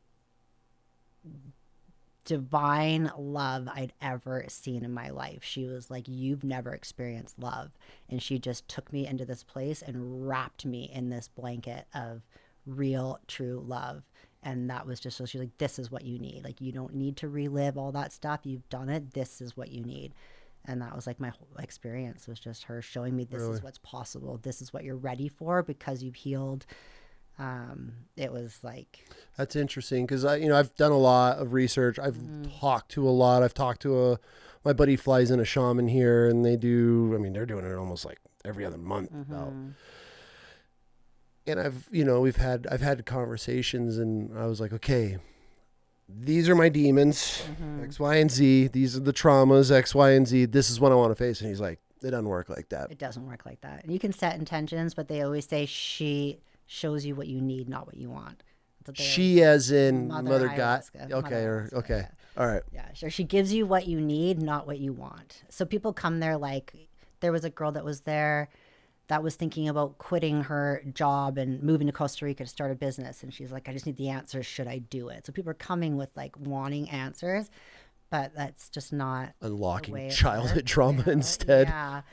Well, people know that that's going to happen too, right? But they're also hoping through it, because I was there for a week or 5 days and we did 4 nights of ayahuasca. It wasn't just one. So we had 2 nights of ayahuasca, 1 break, and then 2 nights of ayahuasca. So I like, you go through it, because night 1 is just kind of like it's starting to work through your system. Night 2, it fucking cracks you wide open. But then they use night 3 and 4 to start healing and putting you back together, right? Instead of just giving you 1 night of ayahuasca, all this shit comes up and they kick you out the door. Like, how does that help anyone?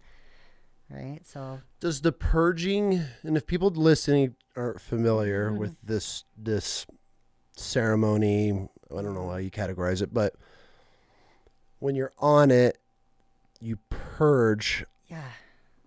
I wish the only episode we've never been able to air due to the respect of a guest, she got into this story. It's actually one of the craziest episodes I've ever recorded in my life. Like I've never been talking about this. I've never been speechless before. And from the second this woman opened her mouth, I didn't know what to say. But she talked about her purge, that she regurgitated a set of testicles because and I'm not trying to laugh about this. It's just, I wish I could fucking air this episode. It was incredible. But she said because she had so much childhood trauma from being sexually assaulted as a baby all the way through like her teen years. Like she had a whole childhood of sexual that she regurgitated a legit set of testicles that plopped out onto the floor or bucket, however she was explaining it.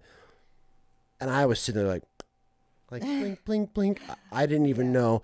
And then that was like my first story or like digging into somebody that's done this. So I didn't even know what she was talking about.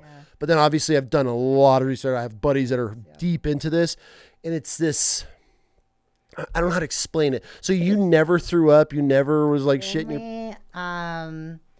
So it's interesting at the proper way through ayahuasca with the shaman. So this is an interesting fact about ayahuasca. Okay. Up until about 15 years ago, the subject, like the person needing healing, never took ayahuasca.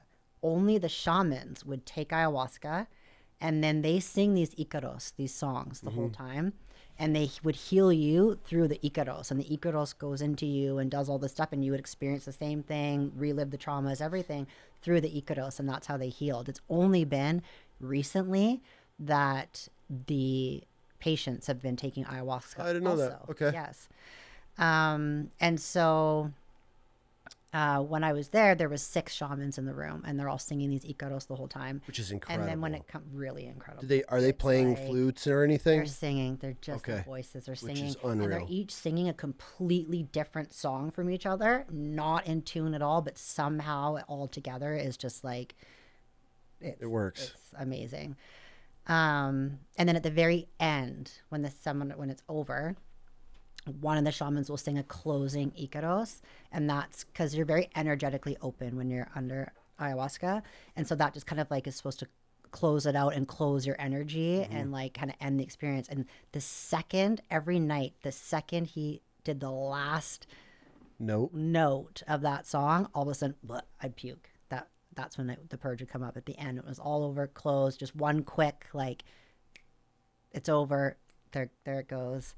It was really interesting. Really interesting. Yeah, that's fascinating. So I remember feeling really guilty in group share the next day, because everyone would share their experiences, and this person's like, I went through this, and then I'm just like waiting for it to come to me to be like, oh, that was the best love I've ever felt. Like, yeah, I'd never felt pure love other than with my son, right? It's the only person that had ever loved me with pure intention, right? And so that gets to me, and I'm like sharing, and I'm like feeling really guilty, and this other girl started crying.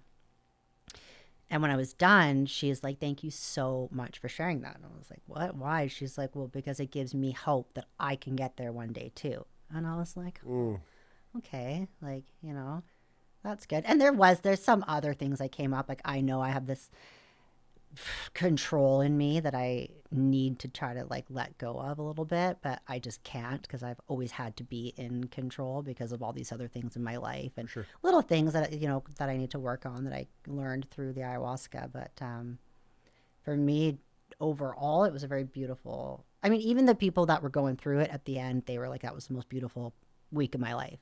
Even though they went through this shit, no one was like, that was terrible, I don't want to do it again, or Would you do it again? Absolutely, yeah. Really? I'm going to, yeah. You're going to go back to the same place? Maybe. I haven't decided yet, but there's just some other stuff. So I went to a hypnotherapist a few days ago. Here? No, before you came down? Before I flew down here. And some stuff came up in there. So when I was in Peru, you kind of like bond with people when you're there, right? So I had these like the facility I was in was called Arcana. So I had my 2 Arcana brothers that like the 3 of us became like, we just did everything together, ate together, shared our experience together, leaned on each other through the whole thing. And one of them, he had done past life regression hypnotherapy. And another guy there had done it also, and they were talking about it. I'm like, this sounds so cool. So this is like hypnotherapy where you then go into your past lives, and you're in the body. You're not watching from outside. You're in your body, in your past life, and you're like seeing these things and whatever, and walking through. So like the guy that, my friend from Arcana, like he went all the way back to when he was a caveman, and he was like, man, I was like looking down at my hands, and there were like these big mitts, and I looked at my feet, and I go to walk, and it's just like these steps. And he's like, my mind was just so empty. Like there was no thoughts. There was nothing there. He's like, and then like something was coming, like a saber-toothed tiger. I don't know, something. And it was just like, danger, move, and just like move behind the rock. Like, no, this like very primitive. Yeah. And I was like, what? And then this other guy was in this other. So I was like, this is cool. Like, I'd give this a try. And when I signed up to do it, it took like 3 months to get in with this hypnotherapist that does it. Yeah. She had said to me, she said, yeah, this will be great, blah, blah, blah. Just so you know, if there's anything in this life that hasn't been worked through yet or whatever, like Resolved. You'll have to work through that first to be able to get into the past lives. I'm like, oh, I've done my shit. Even ayahuasca, everything was cool. Nope. So we unpacked some things. I don't know what it is yet. We couldn't figure it out, but basically at 5 years old, I just stopped and I can't go back any further. It just stops. Really? Yeah. Okay. That's interesting. And I know, like I've always known there's got to be like something in there because no one doesn't have a memory before the age of 12. That's another trauma response, right? Yeah. So I'm like, I know there's something in there, but and it doesn't bother me or scare me. Trust me, whatever happened to me as a kid, I have been through 10 times worse since then and been able to deal with. So like, let's just hash it out and deal with it and move on, right? I mean, you're a very intelligent person, so you've read or researched how the mind splits through traumatic incidents. Do you think you hit that wall where your mind? Do you think possibly at age 5 your mind split? Or maybe a couple times. I don't know because I can't remember before 12, right? For sure. But anyway, so an interesting thing on night 3 of the ayahuasca, I never went to the other realm. I was in the room the whole time. And the whole night I just felt this like black squirming something going through my body, like this like wormy sickness, gut rot, kind of like just working through me the whole time. After or during? No, this was when I was on night 3 of ayahuasca in Peru. Okay. And I remember describing it as like this black, just something that wouldn't let go. And I interpreted that as my control because I kept saying, just surrender, trust the process, surrender to the ayahuasca. And then this like kind of thing was coming in and I was like fighting it. And so I just took that as like, this was your control and ayahuasca wasn't going to let you go until you surrendered, but you wouldn't surrender because you're fighting it because you're always in control. And that was just kind of how, and that lasted 24 hours for me. Like this was in me for 24 hours. Like I went to night 4 ayahuasca 24 hours later and I was still feeling what I thought, feeling the ayahuasca from the night before. I'm like, I'm still under the medicine. Like I can't take more medicine. I was like, feeling this. So in the hypnotherapy, that kind of came up and it went back to 5. And then she's like going to the doors to open up and I'm supposed to open the door and walk into this life. She goes, what do you see? I'm like, nothing, it's blank. So then she goes back, goes this other process, gets me to go into this book and you go, what's the story in the book? Where are you? And I go, I'm like, it's blank. And she's like, starting to get like, I'm like, I know, I feel like I'm upsetting the poor hypnotherapist because I can't get anywhere. So we go back and it's me, I'm like 5 years old. And I'm seeing this in front of me. And she's like, what's this thing that's blocking you, stopping you? Let's pull it out and look at it. And so we pulled it out and looked at it. And it was this black, sticky tar. Really? Fuck, that's what was in me in ayahuasca. And she's like, okay, like, what's this tar's job? Like, let's just call it tar. I'm like, okay. And she's like, what's its job? So 5-year-old me asked, like, what's your job? And it's like, I keep you safe. And she's like, okay, can we find a way that we can keep you safe without stopping you from these things and blah blah blah, trying to like work with it and turn it into something else. This is like, now we're in like trauma therapy, right? Yeah. And I couldn't through the whole session. It just that's that, I think that brain of mine, that's where I can just stop heroin one day. I can just like I'm so strong in my mind, but it apparently comes from 5-year-old me that built this in me. I really want to know. Me too. Yeah, so, clearly me too. So we ran out of time in the session, right? And she also does trauma clearing. And she's like, okay, well, you can come back and we can clear this. And she goes, you don't even need to know what it is. She goes, we can just clear this trauma and be done with it. And then you can like move on. I'm like, fuck that. I'm like, I want to know what it is. Like, I want to know. Like, I'm not running from this. So that's the next step for me, is figuring this out. And then once that's cleared, I'd really like to go into the medicine again to then see how much deeper I can go, because clearly it was trying to take me somewhere.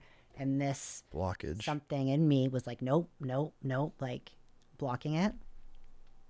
This is fascinating. Yeah, I know. I love these. I love hearing this because everybody's story is so different. Mm-hmm. Like I kind of said a little bit ago, the reason that I'm stuck on it is because when I talk to my buddies and I talk to these people, my problems that I have with it, these are my holdups, why I haven't just leaped in, because I know I need it. On a spiritual side of things, I have a hard time praying or worshiping a ayahuasca god or any other gods besides. But it's not a god. That's the thing. Okay. It's not a god. It's just Mother Ayahuasca is just like an energy that's in everything. It's just a name people put on it. What else are you going to call it, right? Yeah. Yeah, the ayahuasca is just the medicine itself. And the medicine is just you reflecting inwards. There's not like some other thing. Like I taught, and in conversation with a lot of these guys, they see a lot of serpents. There's a lot of dark portals that I feel it can open up. That's where, especially as me getting back into faith in Christianity and being a baby new Christian all over again and going down that route, which is changing my life in so many ways. Do I want to venture into that? Because where I'm torn, if I'm this Christian, I just need my faith and my Bible. That's supposed to heal all. Do I give it time and I keep going down this journey with my faith and my conversations with God? But it's always there. But then you read and you're in scripture and it's like, okay, it heals. He heals all. Give it all, right? And it's like, okay, if I'm not giving it all to Christ yet, or do I want to go and experience this? And I'm the type of person, I just like to experience things. I want to know. And I've done things before, like I've done breathworks, and even people can say that's demonic, and meditating is demonic, friggin' yoga's demonic. There's so many different paths you can go down of demonic things, right? And so, but then like I do these breathworks and I'm just like, I didn't feel shit. Well, neither did I until that one time. And that's where I'm like, okay. All the ones before that, I was like, I don't know. Well, I have a client. I just kept going, because I wanted to get there. I wanted that experience. Yeah. I just kept trying. Okay. And the time I needed it the most, hit you. that's where it took me. I have a client. He's huge on breathwork. He's huge. And so that's where I started open, because that's the best part about clients. Like you spend a week with somebody in your truck, and this is literally guiding, for a week. I get somebody stuck in my truck or in a blind or something for a week. So I get to pick their brain, just really get to learn people. And hearing him talk, and I'm not one of these people who's like, oh, it changed this guy's life, it's going to change mine. Everybody is on a different path. But I love hearing different versions of stuff and how it's healed people. But then I always lean back to Christianity, like, okay, all I need is... They don't have to fight each other. They can complement each other. But then I talked to a guy like Vic. Yes. He said that the medicine brought him closer to God. Closer to God. He said he walked with God. Yes. So I'm like, and then you talk to him, it's like, okay, this dude, you'd look at and be like, there's no fucking way. There's no way that this dude's been in prison, in and out of the system for 10 years, shot a dude's been shot twice. The crazy gangbanger life this dude lived, and now you talk to him, he's the most like loving, peaceful man. And I'm like, okay. And it's all about the medicine. But then when you get this, and there's another thing that I have a hold up with is like your spiritual animal. Not him. I think a lot of dudes see jaguars and cats and things, but you said the serpent. I have buddies that have serpents. They have like these Egyptian pharaoh creature animals. I cut you off right there. Okay. That's the harpy eagle. Okay. And the serpent is the anaconda. Okay. And remember, I told you the most spiritual animals in the Amazon are the anaconda, the harpy eagle, and the jaguar. Okay.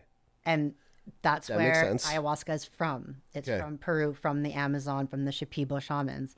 So one of the best things that can happen to you under ayahuasca, that's like almost like a goal for a lot of people, is for the anaconda to eat you, and then you go into it and you become the anaconda. That happened to one of the guys when I was there, and he goes, I was like, I know what it feels like to slither and have my tongue like come out and whatever. And that's just like you're reaching that spiritual whatever. So it's not a bad thing to become the anaconda or the jaguar or the harpy eagle, which looks like an Egyptian pharaoh. I told you it's like an eagle with an owl head. Okay. Yeah. I mean, that makes sense.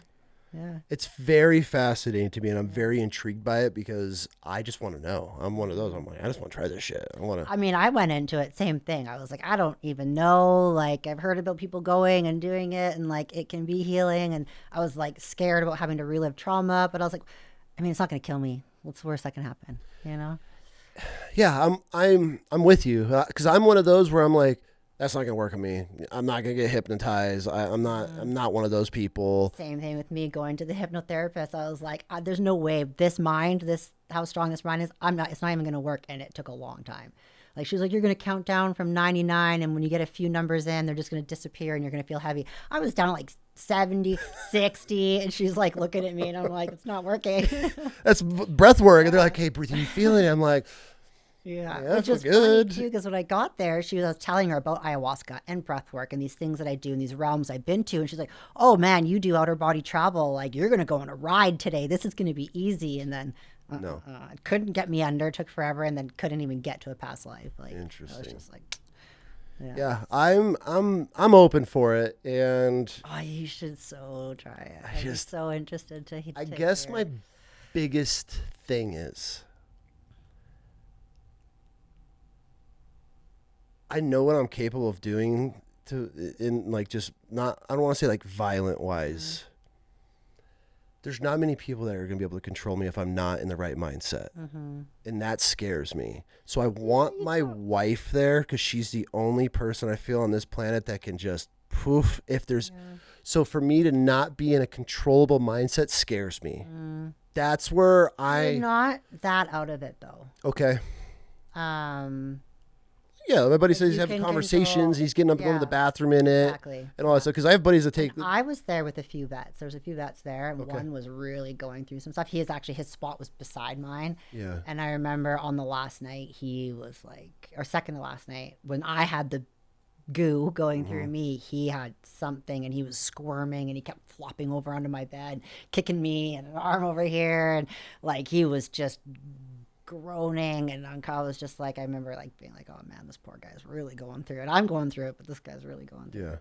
Here's another thing that you're safe, and there's facilitators. So there's the 6 where I was. There's the 6 shamans, and then there's like a whole bunch of facilitators in there too that have like trained and done the ayahuasca, and they're coming around checking on you and helping you. And then there's a little DMT hospital, we call it, for the people that are really fucking out there, because you don't want that to affect the other people's experience in the room. So they just take them out to their own area, and someone sits with them, and like, Is it personal when you're laying there with a bunch of people? Do you kind of forget they're there, or is everybody going through this together so you just don't care? So most of the times you don't even realize they're there. Like you just go to the other realm. That one time where I didn't, and I was in the room, obviously, then I saw, and other people's energy was I was like kind of picking up on their energies and stuff.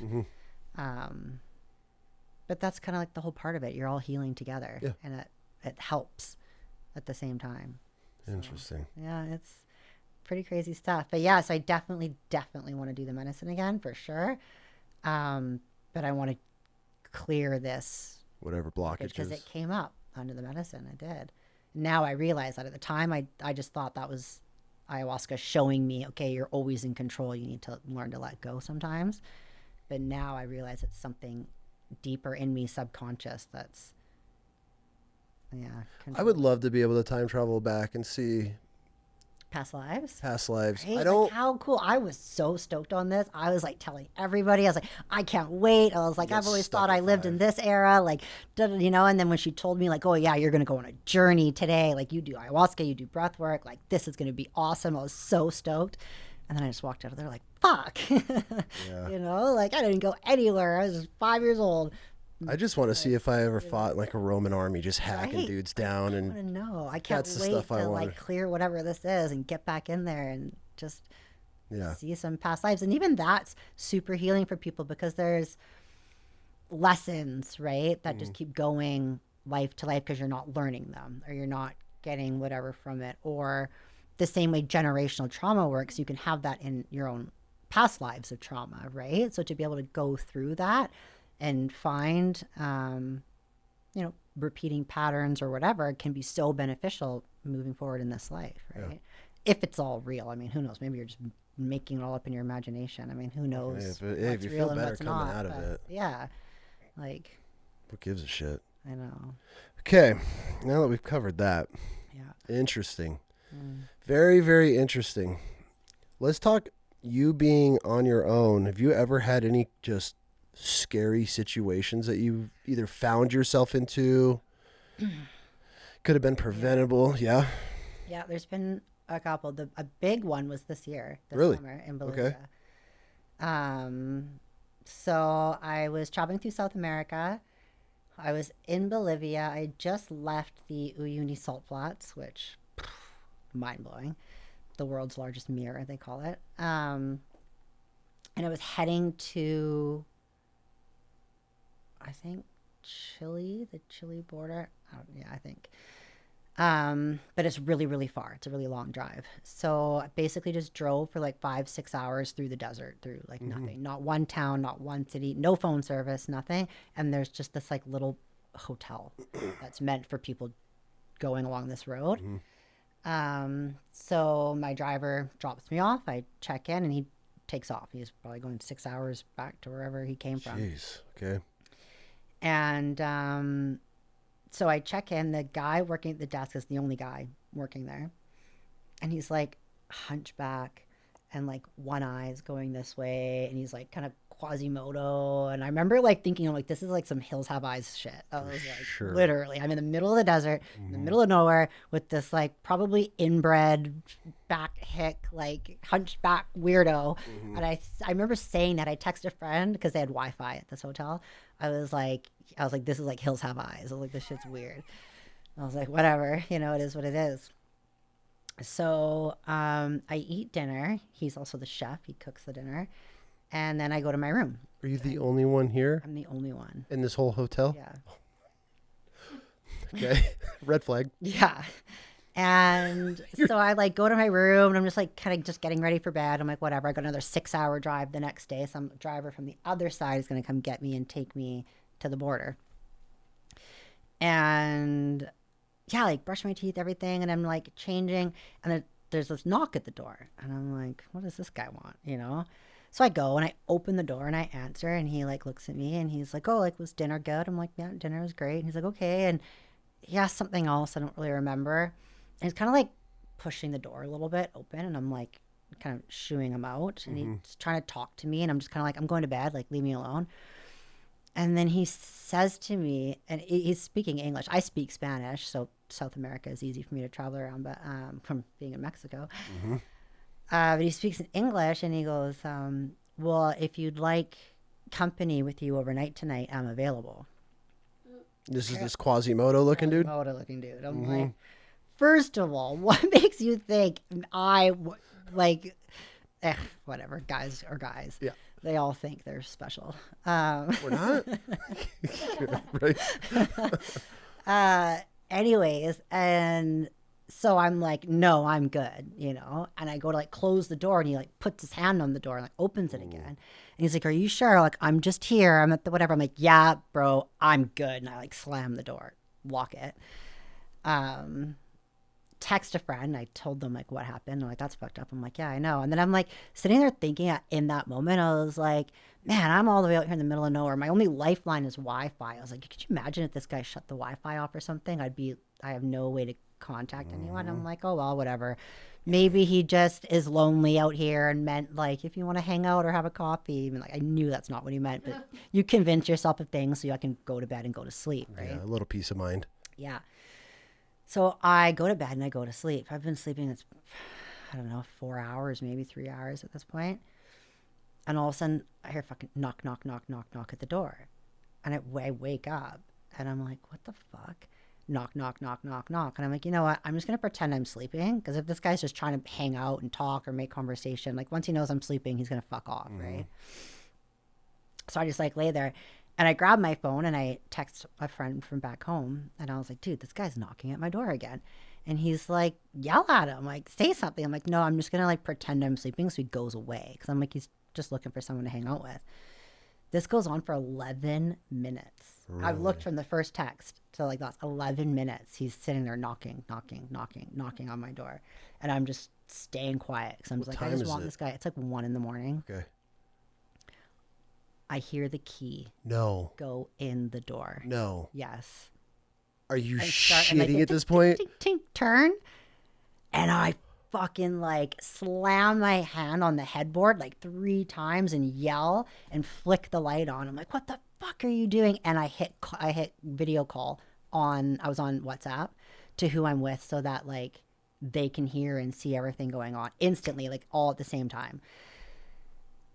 And the guy's like, oh, sorry. I'm like, what the fuck are you doing? Like, get the fuck out of here. I'm like screaming through the door. And he's talking through the door. And he's like, oh, yeah. So he goes, oh, I was like, why are you at my door? And he's like, oh, I just wanted to apologize for the comment I made earlier. And I'm thinking, like, apologize. You just tried coming into my room with the fucking key. Like, you were not coming in here to apologize for shit.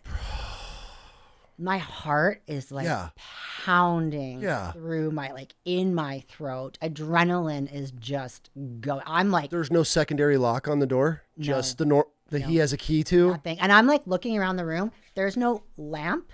There's no side table. This is like a ghetto shitty, there's literally not one thing that I could grab or use. No weapons. But there was like there's like these big rock outcrops there and the hotel's built around it. So part of the wall was rock. So I was just thinking, if this guy opens the door, I'm fucking smashing his fucking head into this rock wall until his brains are everywhere. That was just like the only thing I could think of, right? There's nothing that I could grab of anything.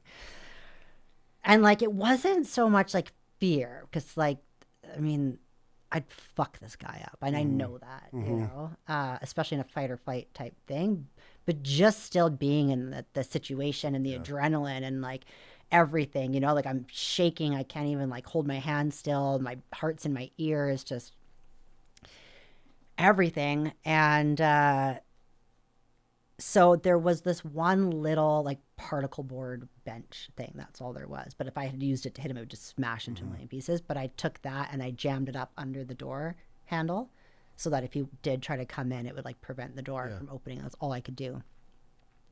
So I jammed that up. I'm on FaceTime with my friend back home in Canada. And I'm just like, I'm wide awake. I hear this guy outside shuffling around still. He's not leaving. So now I'm on like high alert. Like this guy still wants to come in. There's He's no waiting people for me or no way you could. So you're not. Is there a window that you can creep out of? There's a big window. So I'm in bed. The door's on my right, and there's a big window to outside on the left. But that's it. And then the bathroom, and I had the bathroom door closed. And then I start thinking the bathroom shower had one of those little shower windows that was open, and I'm starting to like think like, oh fuck, like what if he tries to come in through that or whatever. And I'm just like, all these scenarios are going through my head. So right away, the best thing I did was FaceTime someone, so at least someone knows the situation I'm in. Then I hear him shuffling, around outside and whatever. So I contact the company that had dropped me off. They have like a 24-hour line or whatever. And I'm like telling them what's going on. And they're like, oh shit, okay, we're going to send someone out to come check on you. So I'm like, okay, like. But they're 6 hours away. I know. But at least I know someone's coming. They never sent anyone. No one came, by the way. I hear him shuffling around outside the door for like an hour. And I'm like, he's like waiting for me to fall asleep or something. And I'm just like, what the fuck? Like, what do I can't go anywhere. And then I'm really thinking, what if he shuts the Wi-Fi off? Because like he can hear that I'm FaceTiming someone. So he knows that I'm on the phone with someone. Then it finally stops. And like my heart rate's just starting to go down. I'm just kind of starting to, and then I hear him outside the window. He's like gone around to the outside. Now he's outside the window.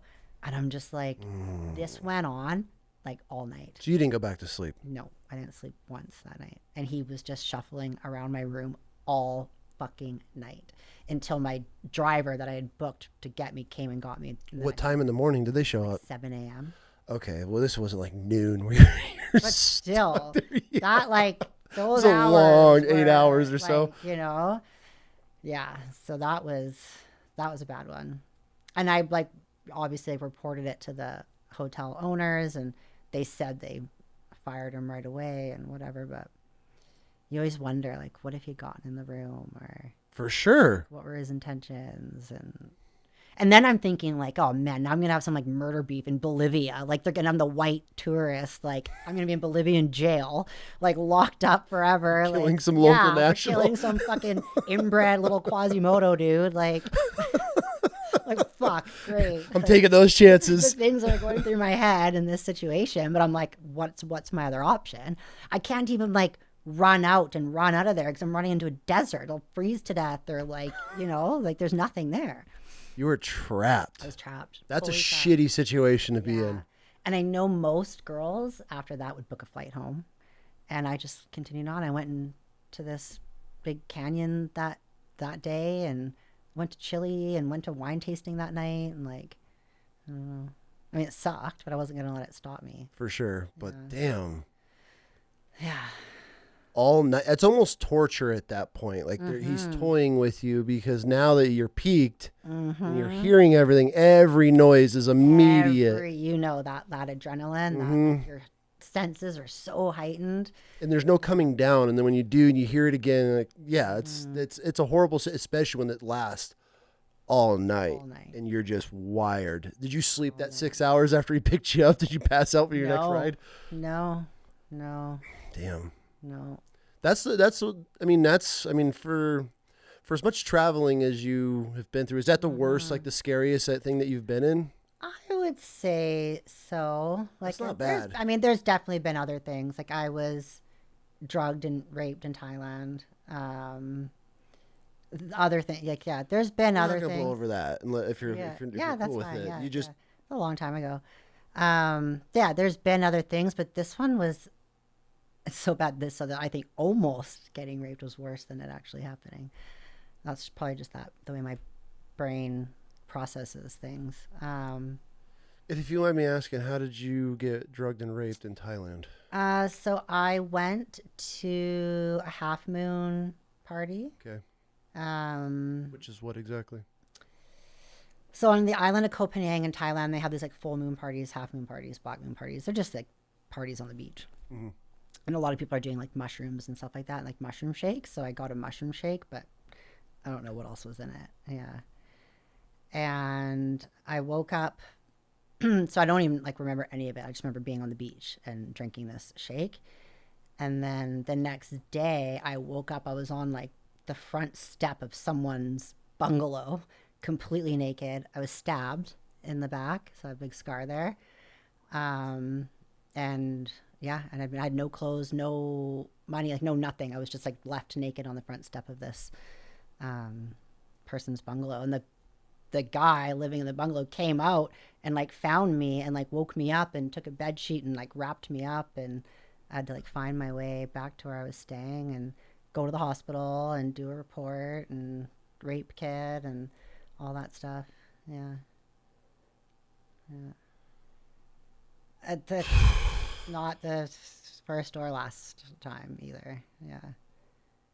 So. You're a strong-willed woman. I kind of have to be. Yeah. Kind of have to be. Stabbed? Yeah. I would have thought they probably took my kidneys or something. I feel like I know. I don't know with what or like, but I had to get all these stitches and like I can't remember any of it, right? I just I'm at the hospital. That is terrifying. Yeah. You are a strong-willed woman. You have been through some shit. And I had my son with me. So he was back at I had got like the lady, I had rented a place for a few months. I was living on the island, traveling with him. And so there's like all these bungalows, right? Yeah. And so the lady that ran it had all these kids and stuff. And so she was like, oh yeah, like I'll watch him. You go out. And I was just going to be gone for a few hours and come back. Well, it's now the next morning. Damn. And I'm waking up on this thing. My son was like 3 or 4 at the time. So I'm like trying to deal with this and take care of him and like keep traveling with him. Yeah. Wow. That is a situation to find yourself in. Yeah, I guess. It's so weird that I'm just like, meh, I don't know. Like shit happens. Do you think a lot of that comes from your childhood where you just blow things off? Because maybe. I'm not. Or maybe after so many bad things happening, it's like numb to it? Yeah. It's like shit happens, you know? Yeah, that's not normal though. Like you can't, They can't all be this super traumatic event. It's just like fucking, shit happens. I don't know how to unpack that though. Yeah, I don't like hearing that, it's because someone else told me a couple days ago that's not normal either. No. Like, that's not normal, right? I'm like, I don't know. Like, because if you were my daughter sitting here, I would be like, no. Like, but we're it not. also wasn't the first time that it happened either. So like, you can only be sexually assaulted so many times. When it happens again, you're just like, whatever, Like, No. no, of course you don't know. I don't know, but Yeah. I don't feel like that's normal either to be able to accept it. So I'm not saying Maybe you're not. accepting it easily, but is it? Even at the time, it was like, whatever, and went to the hospital, dealt with it, moved on. Like, what else are you going to do? Cry about it for a month? No. Yeah. Strong mind. Okay, that happened. Next. Yeah. Who knows? We'll see what I unpack from 5-year-old me. Fucking A, right? Yeah. Where this wall comes from. This strong, that's what it is. That my ability to do that, that's where it started. That's what we unpacked. That's where that comes from. Is there a part of you that's scared to break that wall down? No, not at all. You're looking for it? Not scared at all. Because whatever, even if it's okay, I was sexually assaulted at 5 or whatever it was that happened, I've dealt with all that later in life. So like, that's not going to break me apart and break my self-identity. You know what I mean? Like, no matter what it is, I know I can handle it. For sure. Like, I've been through the worst. So I'm not scared of it. But the thing that's weird is that hypnotherapist was telling me, she was like, your subconscious is telling you you're not strong enough to handle this, and that's why it's blocking it. And I'm like, there's no way. Like, look at everything I've been through. There's no way I'm not strong enough to handle whatever this is. Like, it's literally impossible. Like, there's nothing anyone could do to me or anything that I could learn or whatever that's gonna rock or shake me. I see your point for sure. And she's like, no, your subconscious really does not believe you can handle it. So the only thing that I'm a little about isn't what, but who. Because that could shake me. Whatever it is, who knows, right? Like, that's the only thing that makes me wonder, like, is this why it's been blocked and why I'm so headstrong, why I block all these things? I don't know. Who knows? It could just be I got yelled at really bad one time and it traumatized me and I froze up and put walls up, right? Kids build walls for all kinds of reasons. So who knows, right? That's the only thing that I'm a little like, ugh, scares me a little bit about unpacking it. If it is something really bad that my subconscious thinks is so bad I can't handle it, I know it's not a what, I know it's a who. That makes sense. Yeah. For sure. Yeah. Are you scared of finding out who, like, no. Do you think, no? No. I don't know how to wanna ask, know. but I want to know. Are there any... Like, do I have an inkling? No. No? No. I mean, immediate family, for sure.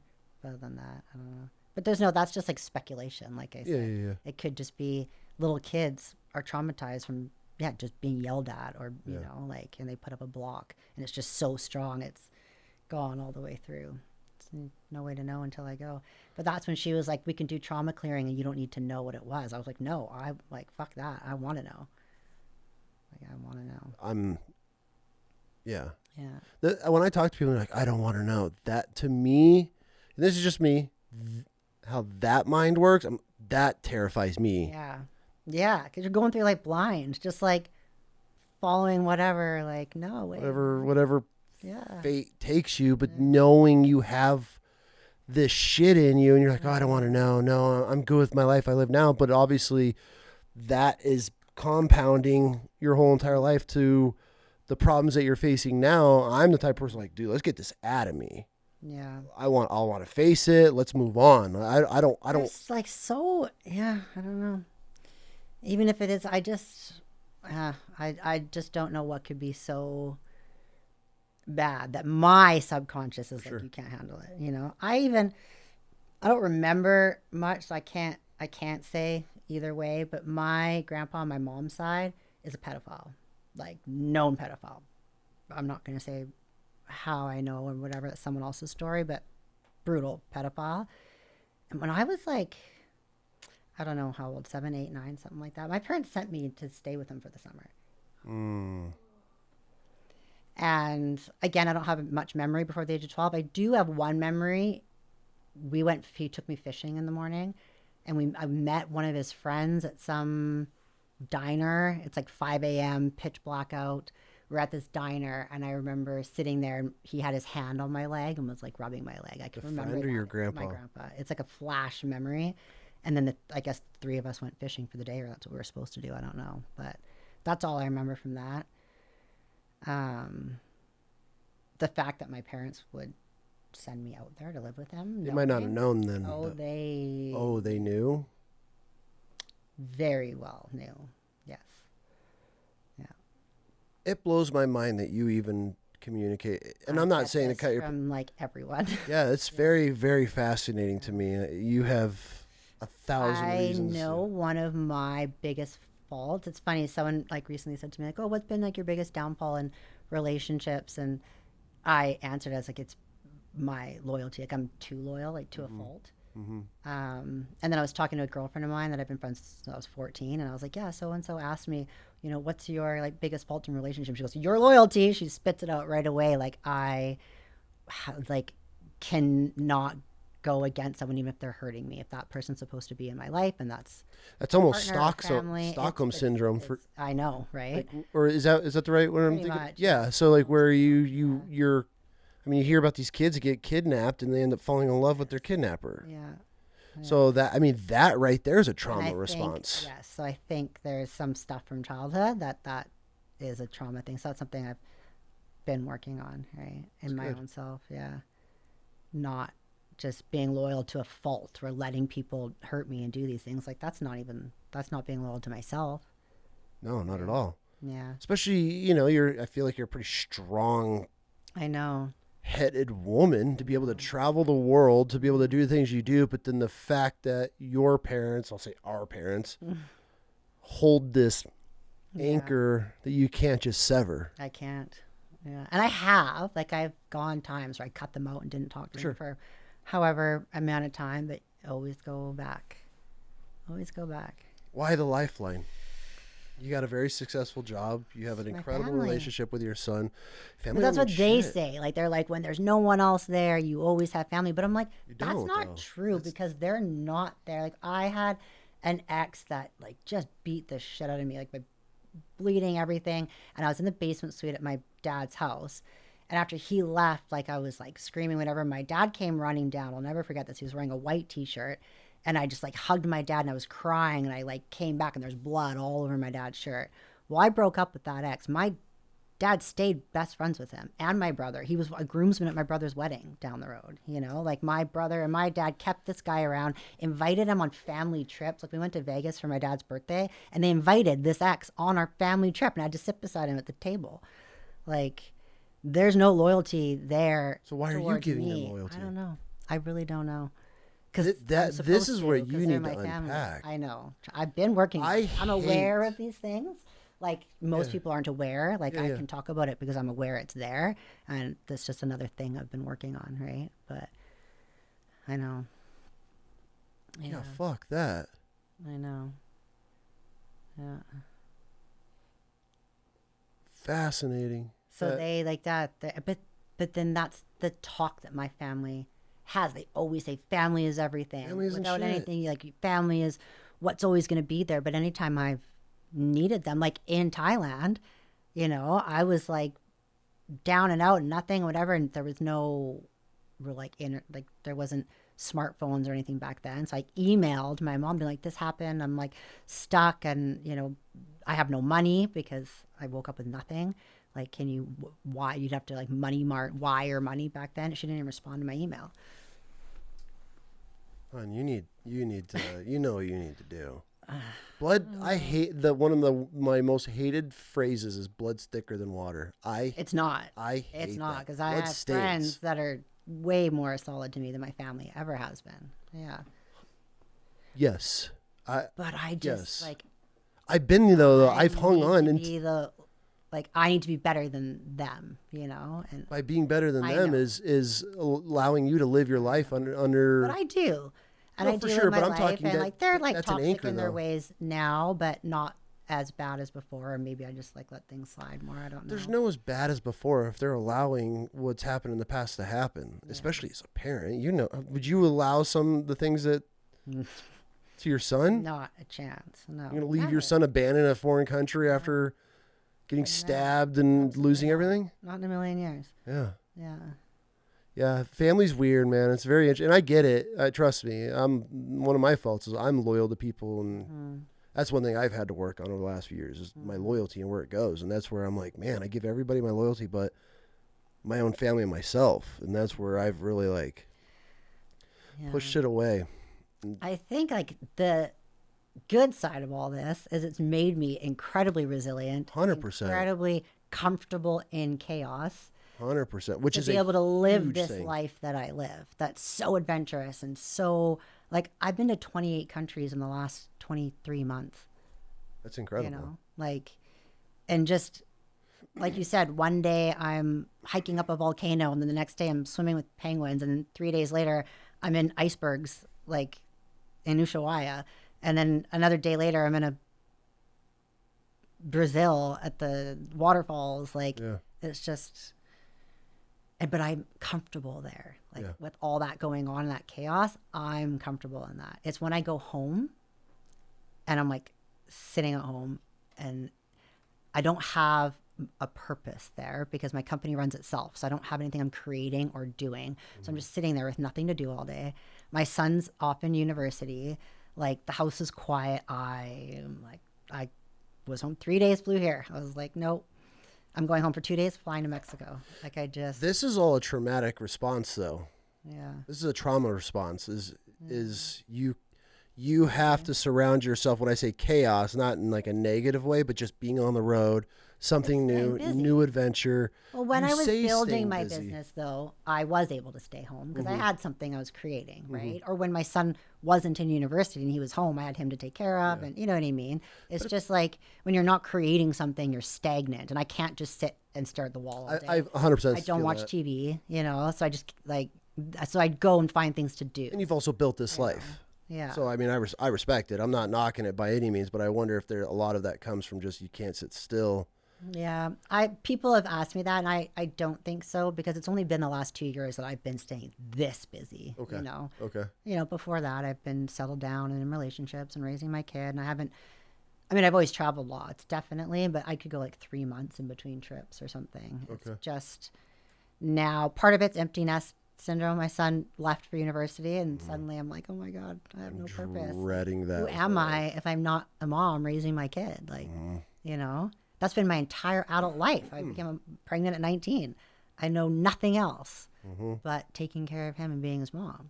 Which is the greatest thing ever. And then that was also something that propelled me into this 2 years because it's like now for the first time in my life. Because I traveled. I took him to like 10 countries before he was 5 years old. But I had to always think about him, right? Like I was saying, like someone else. For the first time in my life, the only person I have to be responsible to is me as an adult. Like I've never been able to just be an adult like most people in their 20s doing things and whatever. Like I never had that. Plus I was so fucked up in the head from Mexico. So it's like it's my time for me and I want to travel, right? So it was also like just taking advantage of that. You're young, you got the money, you got the freedom, do it. Yeah. I mean, Able-bodied, like healthy, I can dream. do it. Why wait? You know, people retire at God knows what age anymore. Like to try to do some things. Like I want to do it now. For sure. Yeah. Where's one place you would love to go back to? Where's a place that changed your life? A place that changed my life. That's a tough one to answer. Indonesia definitely is like one of my favorite places. Why? On earth. It's just so beautiful. All the islands, like Bali. Bali's great, but there's so many islands in Indonesia. That was where I went and lived with the first tribe too, which was still to this day the most beautiful tribal experience I've ever had. Just like, take my breath away. It was unbelievable. And all the other islands are so special to like Komodo Island, Borneo. There's just so much diversity there. The people are so great. Yeah. I really, in a lot of ways, found myself. It's like the eat, pray, love, go to Bali, find yourself. But for me, it wasn't Bali, it was Indonesia. For sure. I remember I went to live, this was 2 years ago. I went to live with the Mentawai tribe in Indonesia for my birthday. And that was my first like real big, I'd visited tribes, you go and stay an hour and leave kind of thing. But this was like stay with them for a week. And I'll never forget. So that morning we'd gone out to check the traps, like they set foot traps and stuff for hunting, and ended up like crossing a wild boar, and that turned into now this like whole hunt. And I was like, this is the best thing ever. It's my birthday. And I'm like hunting boar, and they've got this little dog, and I hound hunt all the time. So like hunting with dogs is right up my alley. Yeah. And I actually ended up intercepting twice and seeing the boar, which the tribesmen never did, because they don't have that, like, because I've done it with GPS and everything, and I know the way things are going to move, and I know how to cut off, or they're just following the dogs. So that was super cool, and I can kind of teach them some things. Anyway, so we're out, and we get back to it's one house. They all live in one house, and I couldn't see any women anywhere, and I'm like, where are all the women? And I'm looking. So in this tribe, the men do all the cooking, not the women. The woman can only make this one kind of bread in a back kitchen. And then the main kitchen, like fire, is right in the middle of the house. And that's where the men make all the meals. Okay. And I found all the women in the back where they make the bread. And I kind of like looked, and I realized they were baking me a cake. Now, this is a tribe. None of them know how old they are. They don't have calendars. They don't nothing. They just know that in our culture, we do cake for our birthday. They spent their entire day, where like tribes are living day by day. They have to go in the morning, collect their food for the day. We collect the water, boil it for the day. Like life is survival. Yeah. They spent their day going, cutting down a tree to shave up the bark, to make a flour, getting coconuts to shred, to add sweetener, a whole like 10, 12-hour day out of their time to make me this like cake for my birthday. And I burst into tears. Like just, it was the most real, genuine, loving thing anyone had ever done for me in my life, especially for a birthday. Like just out of the pureness of their heart. It was just such a, and then like they came out and they're like whistling the tune to happy birthday, and you know the shaman brought it out to me, and it was just such a, I mean, even this year and that year, last year, I didn't even, no one called me on my birthday. My phone didn't ring once, not even my parents, not even a voicemail. So like them doing that was just so, yeah, that was really cool. That would be. And this is like a tribe. The people I don't know, we don't even speak the same language, nothing, but we like bonded so well. And I get up. I don't just like live with these tribes and observe. Like I get really involved. So I was waking up even before them, and I'm going down. But when the first shaman wakes up, I've already got like 10 buckets of water brought up on the fire, you know, boiling it for the day. I've climbed up some tree and knocked some fruit. Like I'm involved. And then I remember when I left, there was this one of the women there, was the shaman's sister that I had like kind of bonded with. She asked, because I had a translator, so she'd obviously asked him how to translate. And when I left, she gave me this big hug, and she goes, I, you, mama, you, me, daughter. And I was just like, ugh, they're just the most real people you'll ever come across in your life. You take everything away. And that's one thing I love. This is why I live with tribes. You strip the world away as we know it. Our electronics, your home, your comfort, your food, just everything gone.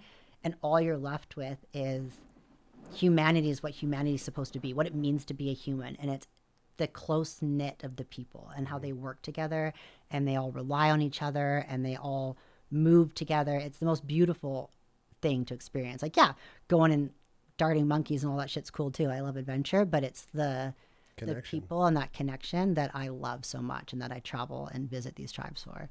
I've had this conversation before, and I've been able to talk to buddies, and I know you're 100% going to know what I'm talking about, but it's like you take this guy that's worth 30, 40, 50 million dollars, most miserable human being you've ever met, has everything in the world, shit all over his family, doesn't care, and then you meet somebody that doesn't have a shirt to give you off their back, and they're the most accepting, just loving, and it's crazy, and it shows you not. I don't think a lot of people get to see that, and it's here in the States. I mean, I know people that don't have. Well, I'm living it. My dad's a billionaire. Your dad's a billionaire? Yep.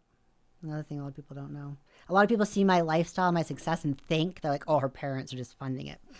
There's no trust fund. Last time I got $1 from my parents, I don't even know, 10. Yeah. What does he do? He's a developer. Okay. Yeah. Yeah, so you exactly. But we didn't, like, it wasn't always like that. I remember if my dad didn't go hunting that winter, we didn't, like, have meat. I remember living our whole family with my grandparents because we had no money. So him and my mom built the business together. Without her, he'd be successful, but nowhere he is today. They've done it all together. Good for him. You can't take it from him. They both work in the office. Like, she runs the money, she runs the books, and he's just out kind of, on the forefront. So that's only been in the last, like, 30 years, really the last 20 that it really took off big. Yeah. So you get it. So I mean, they're self-made, and that's why I told you my dad wasn't around, because he was working his ass off to build what he has now. For what? For what? That's where I feel a lot of people just, they miss it, man. I mean, here your dad's a billionaire, could have anything he wants, and he doesn't have a relationship with his daughter. Yeah. Is it just you and your brother? No, I have an older sister. How's that? Similar, not as bad. Like, they were not as bad with her as they were with me. Are you a middle child? I'm the middle child. There we go. All right. It's always the middle kids. It's always the middle kids. They actually sent me a meme yesterday. We have a family chat, and they literally sent a meme like, oh, the second born is always the troublemaker. And then the family was all like sharing memes and shit talking me. I'm like, oh yeah, here we go. Yeah. I get it. So it's similar though. Like, she also has gone to a lot of counseling and keeps them really at bay.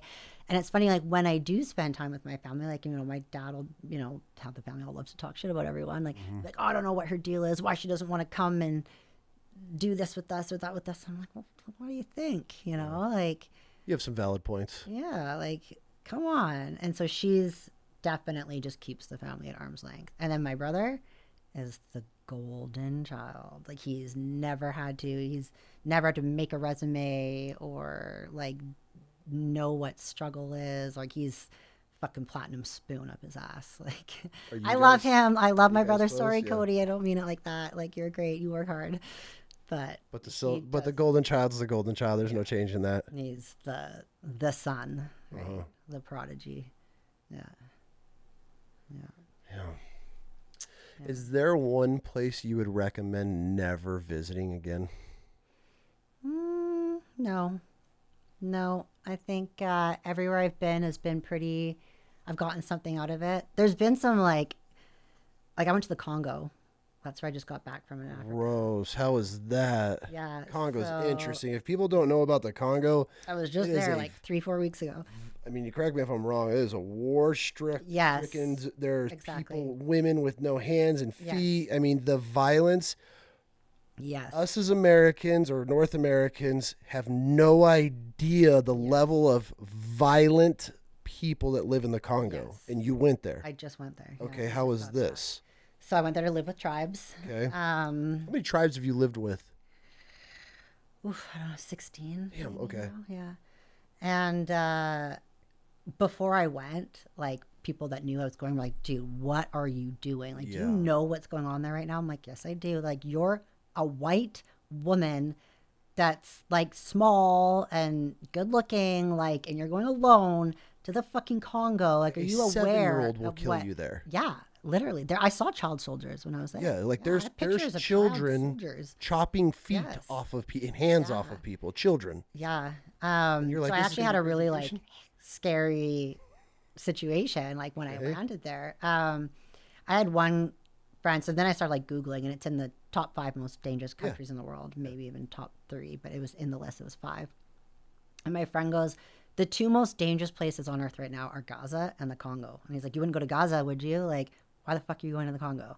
And I was like, I don't know. I mean, if there's a tribe there, maybe I would. Like, I'm just not afraid of these things. Maybe that's also like this trauma thing. Like, nothing scares me. I don't know. But I'm just like, it's going to be an adventure. We'll see what happens when I come out the other side. Like, My son, actually, that's one that he like begged me not to go. He's like, Mom, like, I don't have a dad. Like, I can't, like, what are you doing? You know? But I'm just like, it'll be fine. I'll be fine. I mean, was it, how was It Congo? was, yeah, it was. So I landed in Kinshasa, which is like the big city. Capital. That's just like the worst, the worst. And I used like a company to help like plan this for me. So they were sending someone, and the person I'd been talking to back and forth was this woman from Spain that was flying out to meet me to, you know, organize this for me. And from what I knew, she was supposed to be picking me up at the airport. And she told me, yeah, I'm going to meet you at the airport.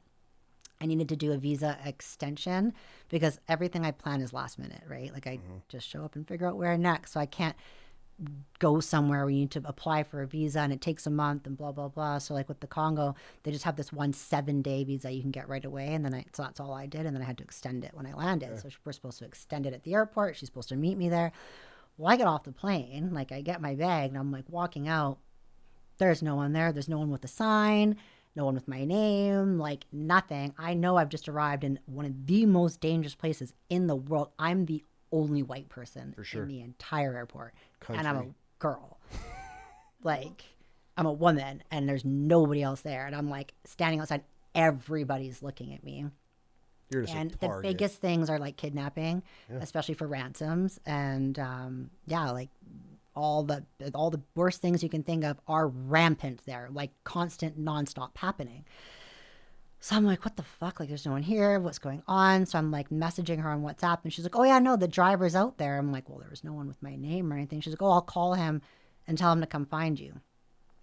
It's like 5 minutes later, my phone on WhatsApp starts ringing and this guy's like, yeah, I'm out here. Like, come find me. So I'm like, okay. So I like walk outside. I've got my bag and I'm like on the phone. He goes, oh, I see you. And this guy just waves at me.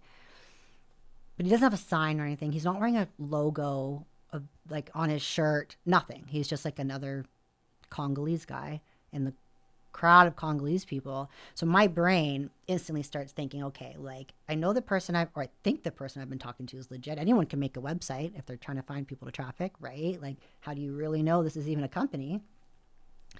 And then I'm also thinking like, if these organizations that are kidnapping people or holding for ransom or whatever know this tourist company is bringing people in, they could grip them. They could grip the driver, like, you know, when are you picking this person up, and then use that to get me. So already I'm like high alert now.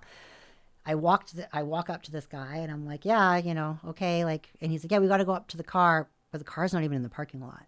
He's like walking up to the street where it's just like the I can't even explain what it's like there. Like it's This is sub third world country. Yeah. And I'm just thinking like, I asked the guy, I'm like, do you know my name? And he's like, huh? I don't understand. I said, what company do you work for? And he couldn't answer. I said, who sent you to pick me up? I'm just waiting, hoping I'm going to say that girl's name or the company. He couldn't answer anything. And I'm just like, oh my God. I was like, this is it. Like someone has intercepted that this Canadian's coming into the Congo. It's already a setup. This fucking van pulls up, like it's driving and just pulls over on the side of the road, and they just open the door and tell me to get in. And I'm asking him again, I'm like, what company do you work for? Who are you with?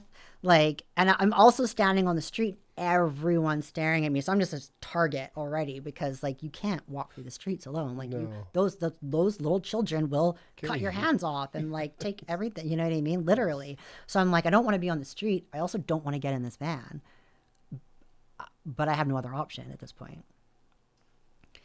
So I'm just like, okay. And I get in, and same thing right away. I FaceTime. I have a friend that lives in Africa that hunts and stuff and whatever. He was in Tanzania at the time, but at least he's on the same like time zone ish.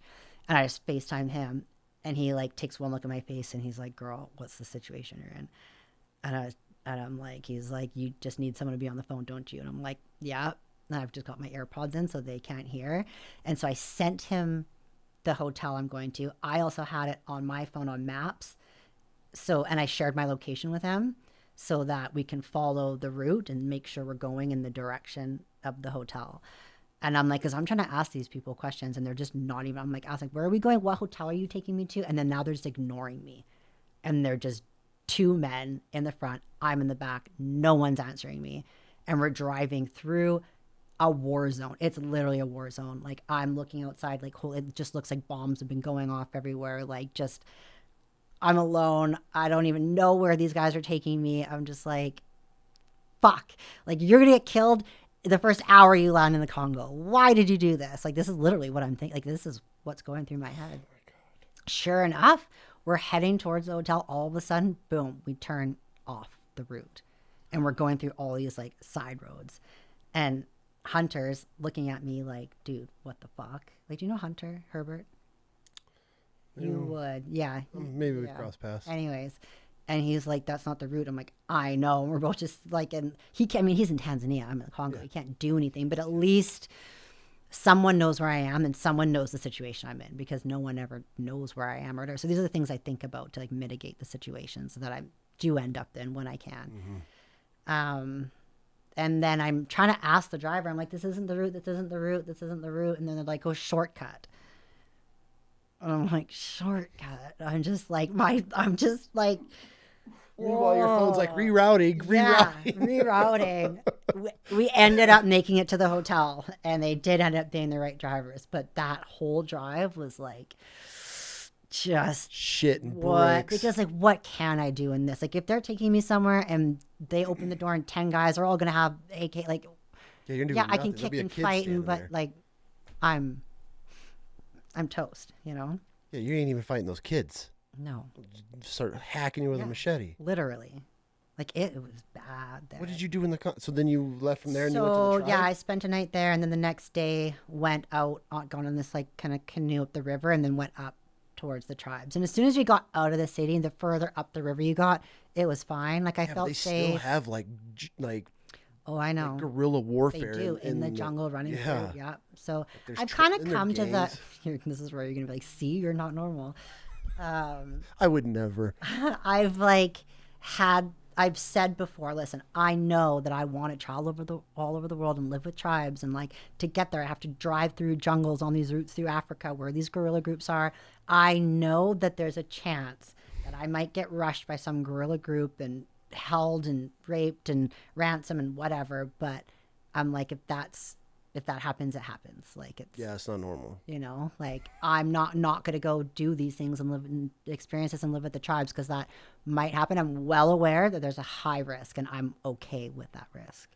I completely process what you're saying, and I mean, I respect that you're like, yeah, but there's certain points like Congo, like I know there's got to be like a moral compass, like a little radar. Everyone was saying that before. Like, everyone was just like, dude, what the fuck? Why go? There's tribes even better tribes. Like the Oma Valley in southern Ethiopia has like the coolest tribes, and I haven't gone to see them yet. The Congo is just like, you know, some more tribes, but I think that's why I picked it, right? Obviously. You just live for the thrill. You know, like, I wanted to go into the depth of the whatever and come out and be like, yeah, I went there. I did that. I went to the Congo in the middle of like the worst war shit they've had going on there in history, and went and lived with these tribes, and it was great, and it was beautiful, and it was super cool, and like, yeah, I mean, I respect it. Yeah. Yeah, you can't knock it. Yeah. Good for you. So lots of things like that. Lots of different. Borneo in Indonesia. Oh, God. Borneo? It's an island in Indonesia. So after I'd lived with the tribes in Indonesia, I had found out that Borneo is an island in Indonesia where orangutans are endemic. Oh. The last living orangutans. Those are highly endangered, right? There's 2 islands, Sumatra and Borneo. And I already passed through Sumatra on my way to the tribes. It was like 4 days just to get to where these tribes were, by the way. So I'm like, I want to go walk in the forest with the wild orangutans. I want to do this while they're still around, because they're not going to be, right, at some point. Same thing. So I'm like researching, and I found some like companies that organize it, but the dates didn't work and nothing. And I find this like just phone number on some like Reddit page or something. So I like go on WhatsApp and I send it a message like, oh, you organize Borneo or whatever? And they're like, yeah, sure. And then they throw me the price, and it was like a quarter of what all these other companies were charging. And I was like, huh, kind of a red flag. And I was like, maybe I just lucked out. And they're like, how many people are in the group? I'm like, just me. And they're like, just you? Like, female? How old? And I'm like, 38. Like, by myself. Da, da, da, da. And I book it right then and there. They just send me their bank details. I do a bank transfer, and I'm like, okay, I'm going in 8 days. No idea who's on the other end of this line. No, Borneo is, there's like no cities, no nothing. It's just, there's some tribe, there's like the Dayak tribes are on Borneo, that are like headhunter tribes. Yeah, they're cannibalistic there, right? Or used to be? Yeah, used to be. Now, but they're known for like the head hunting and stuff. And the town's just this tiny little town. And so here I go. I just send random money to some random bank transfer and just trust, I'm going to go. So it takes like 2 days. So Indonesia's huge. There's so many islands. So it took me 2 days and like 4 flights just to get there. And I'm like on the flights and I'm like on my way there and I'm messaging this number and I'm like, hey, I'm coming. Is someone going to pick me up? And I'm getting no response. So I'm already thinking like, well, this whoever just took my money and no one's even going to be there when I show up. And I was like, well, if that's the case, I'll figure it out. I'll just start asking, does someone have a boat? Could someone take me to the orangutans? Like, I'll figure it out. And then all the way through like plane lands, and I'm like documenting this in my stories too online. I'm like, I don't know, like no one's answering, not sure who's gonna meet me, not sure if anyone's answering. People are like, dude, why do you do this? Like, what is wrong with you? That's the thrill. That's what you live for. Why are you going? Well, it's not the thrill. It's like, I want to go see the orangutan, so I'm gonna take the risk. Okay. You know what I mean? It's just a lot of risk to do these things, but I want to go. Your problem is you don't have the risk versus reward compass in you. You're just like, all the risk is worth the reward. Like, I want the reward no matter what. Like, I'm getting what I want no matter what. For sure. Okay. Yeah, maybe that's what it is. So it ended up being the fucking coolest thing ever. I show up. Yeah, there's a girl there at the sign with my name. Walks me like through the town. I get to this boat. It's this huge like ship all to myself. There's 5 staff all just there to help me, to cook for me and guide me, and the captain and the whatever, all, for like a quarter of what it was going to be through any other thing, staying in like hotels and with groups of people and whatever. It's all me, all private, like catered to me. It was the coolest experience ever. There's like all like the crocs everywhere in the river. I'm like hiking with the orangutans. I did a night walk. I don't even know if you know this is a thing. I didn't. I did a night walk with this like biologist or whatever. The forest glows in the dark. So there's these glow in the dark mushrooms, and after it rains, the spores go all over everything. It's fucking Avatar. I sat there in the dark looking around at the whole forest glowing like the movie Avatar. That's what it was based on. The movie was based off of this. No.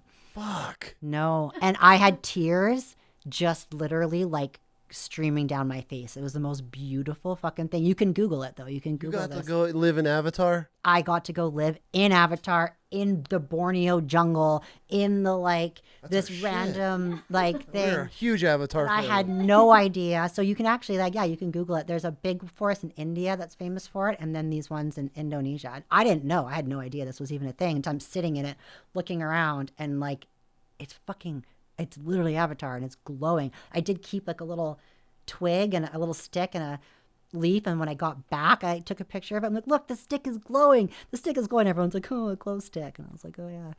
But it was just the most beautiful thing, because like, us being like a hunter in nature, like we'd have such a connection to nature, that I was just standing there with tears, like not like sobbing. It was just so beautiful. Tears were just rolling down my face, and I was just like, this is fucking absolutely incredible. And you'll never experience this living some just office and it's a job. Fluke too, though. Like you can't plan to go do this, because it's when the right stuff in the air. It's like temperatures, like the phosphorescence in the water too, right? Like we have that on where I live on Vancouver Island, but you can't just go out there and see it. It's just got to be the right place at the right time for it to all come together, and that happened to be the right place. So these things that I get to experience, and these incredible things, like the tribe making me the cake, and literally in the middle of Avatar, and like all these things.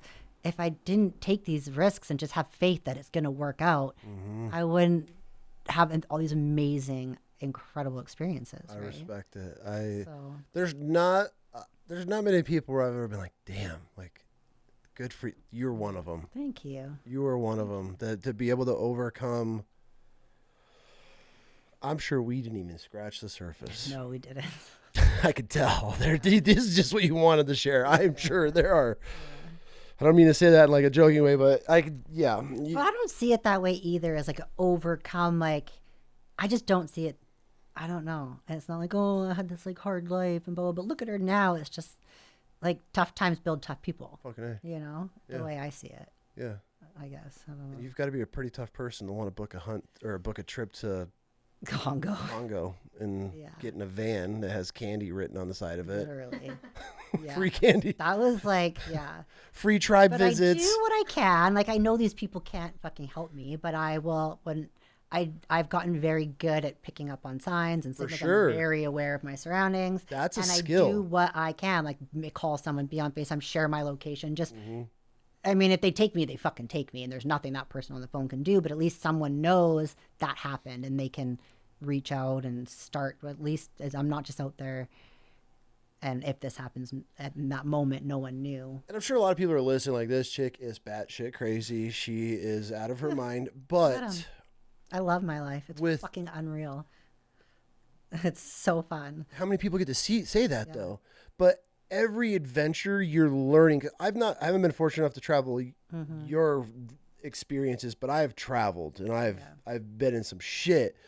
But every time that you experience these things, you're learning. And then you're picking up on body language. Yeah. You're picking up on communication, how people are watching, how they're staring, where everyone's looking, the atmosphere, the vibe. These are all things that you learn from traveling. Even here in the States, if people travel enough, you'll... just high stress situations and all the things you pick up. How to de-escalate situations.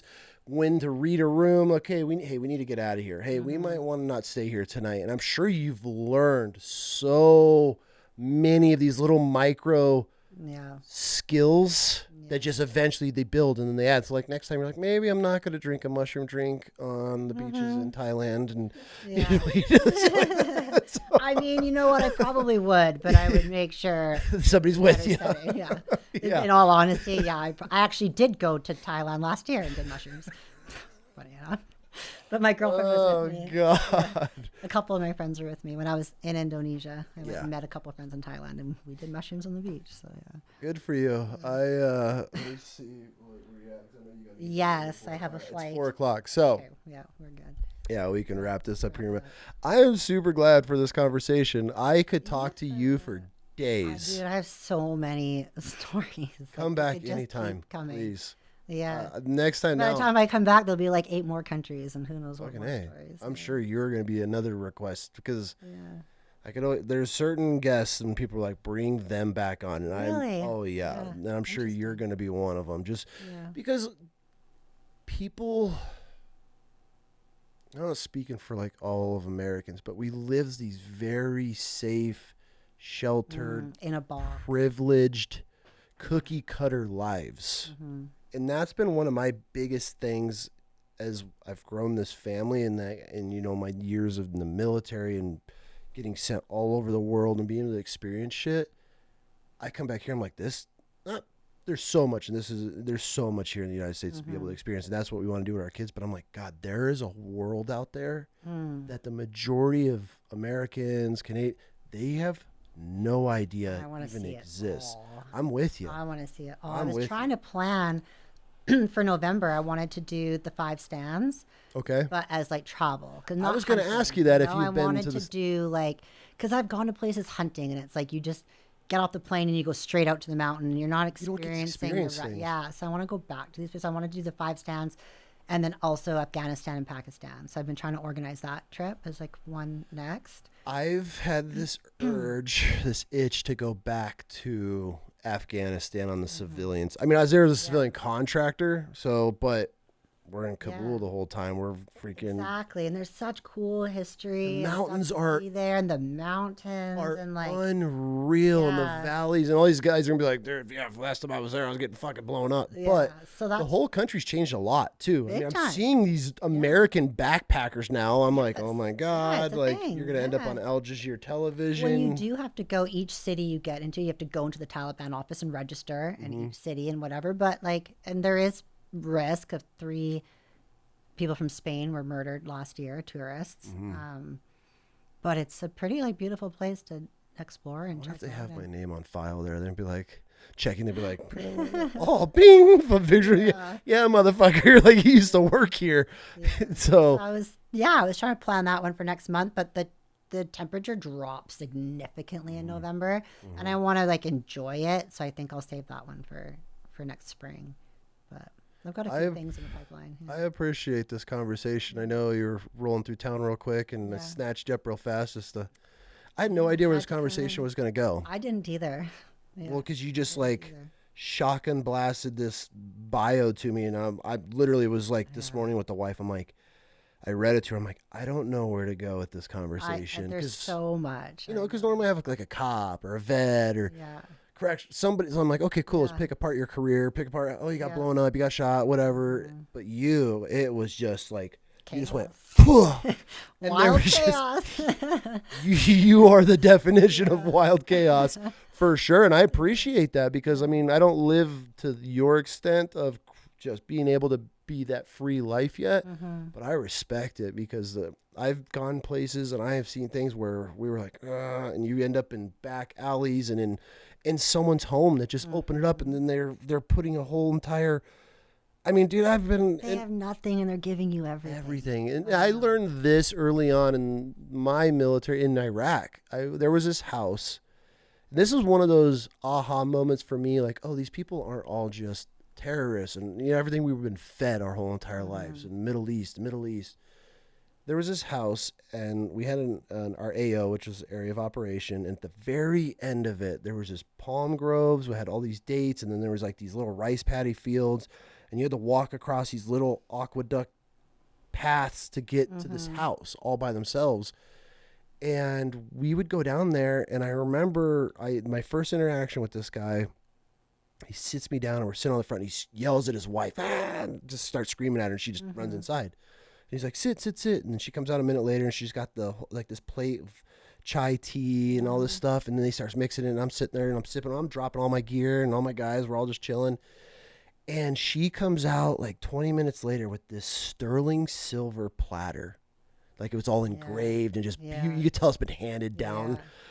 And it had just this whole entire buffet on it. And this dude and I sat there and we talked with my terp.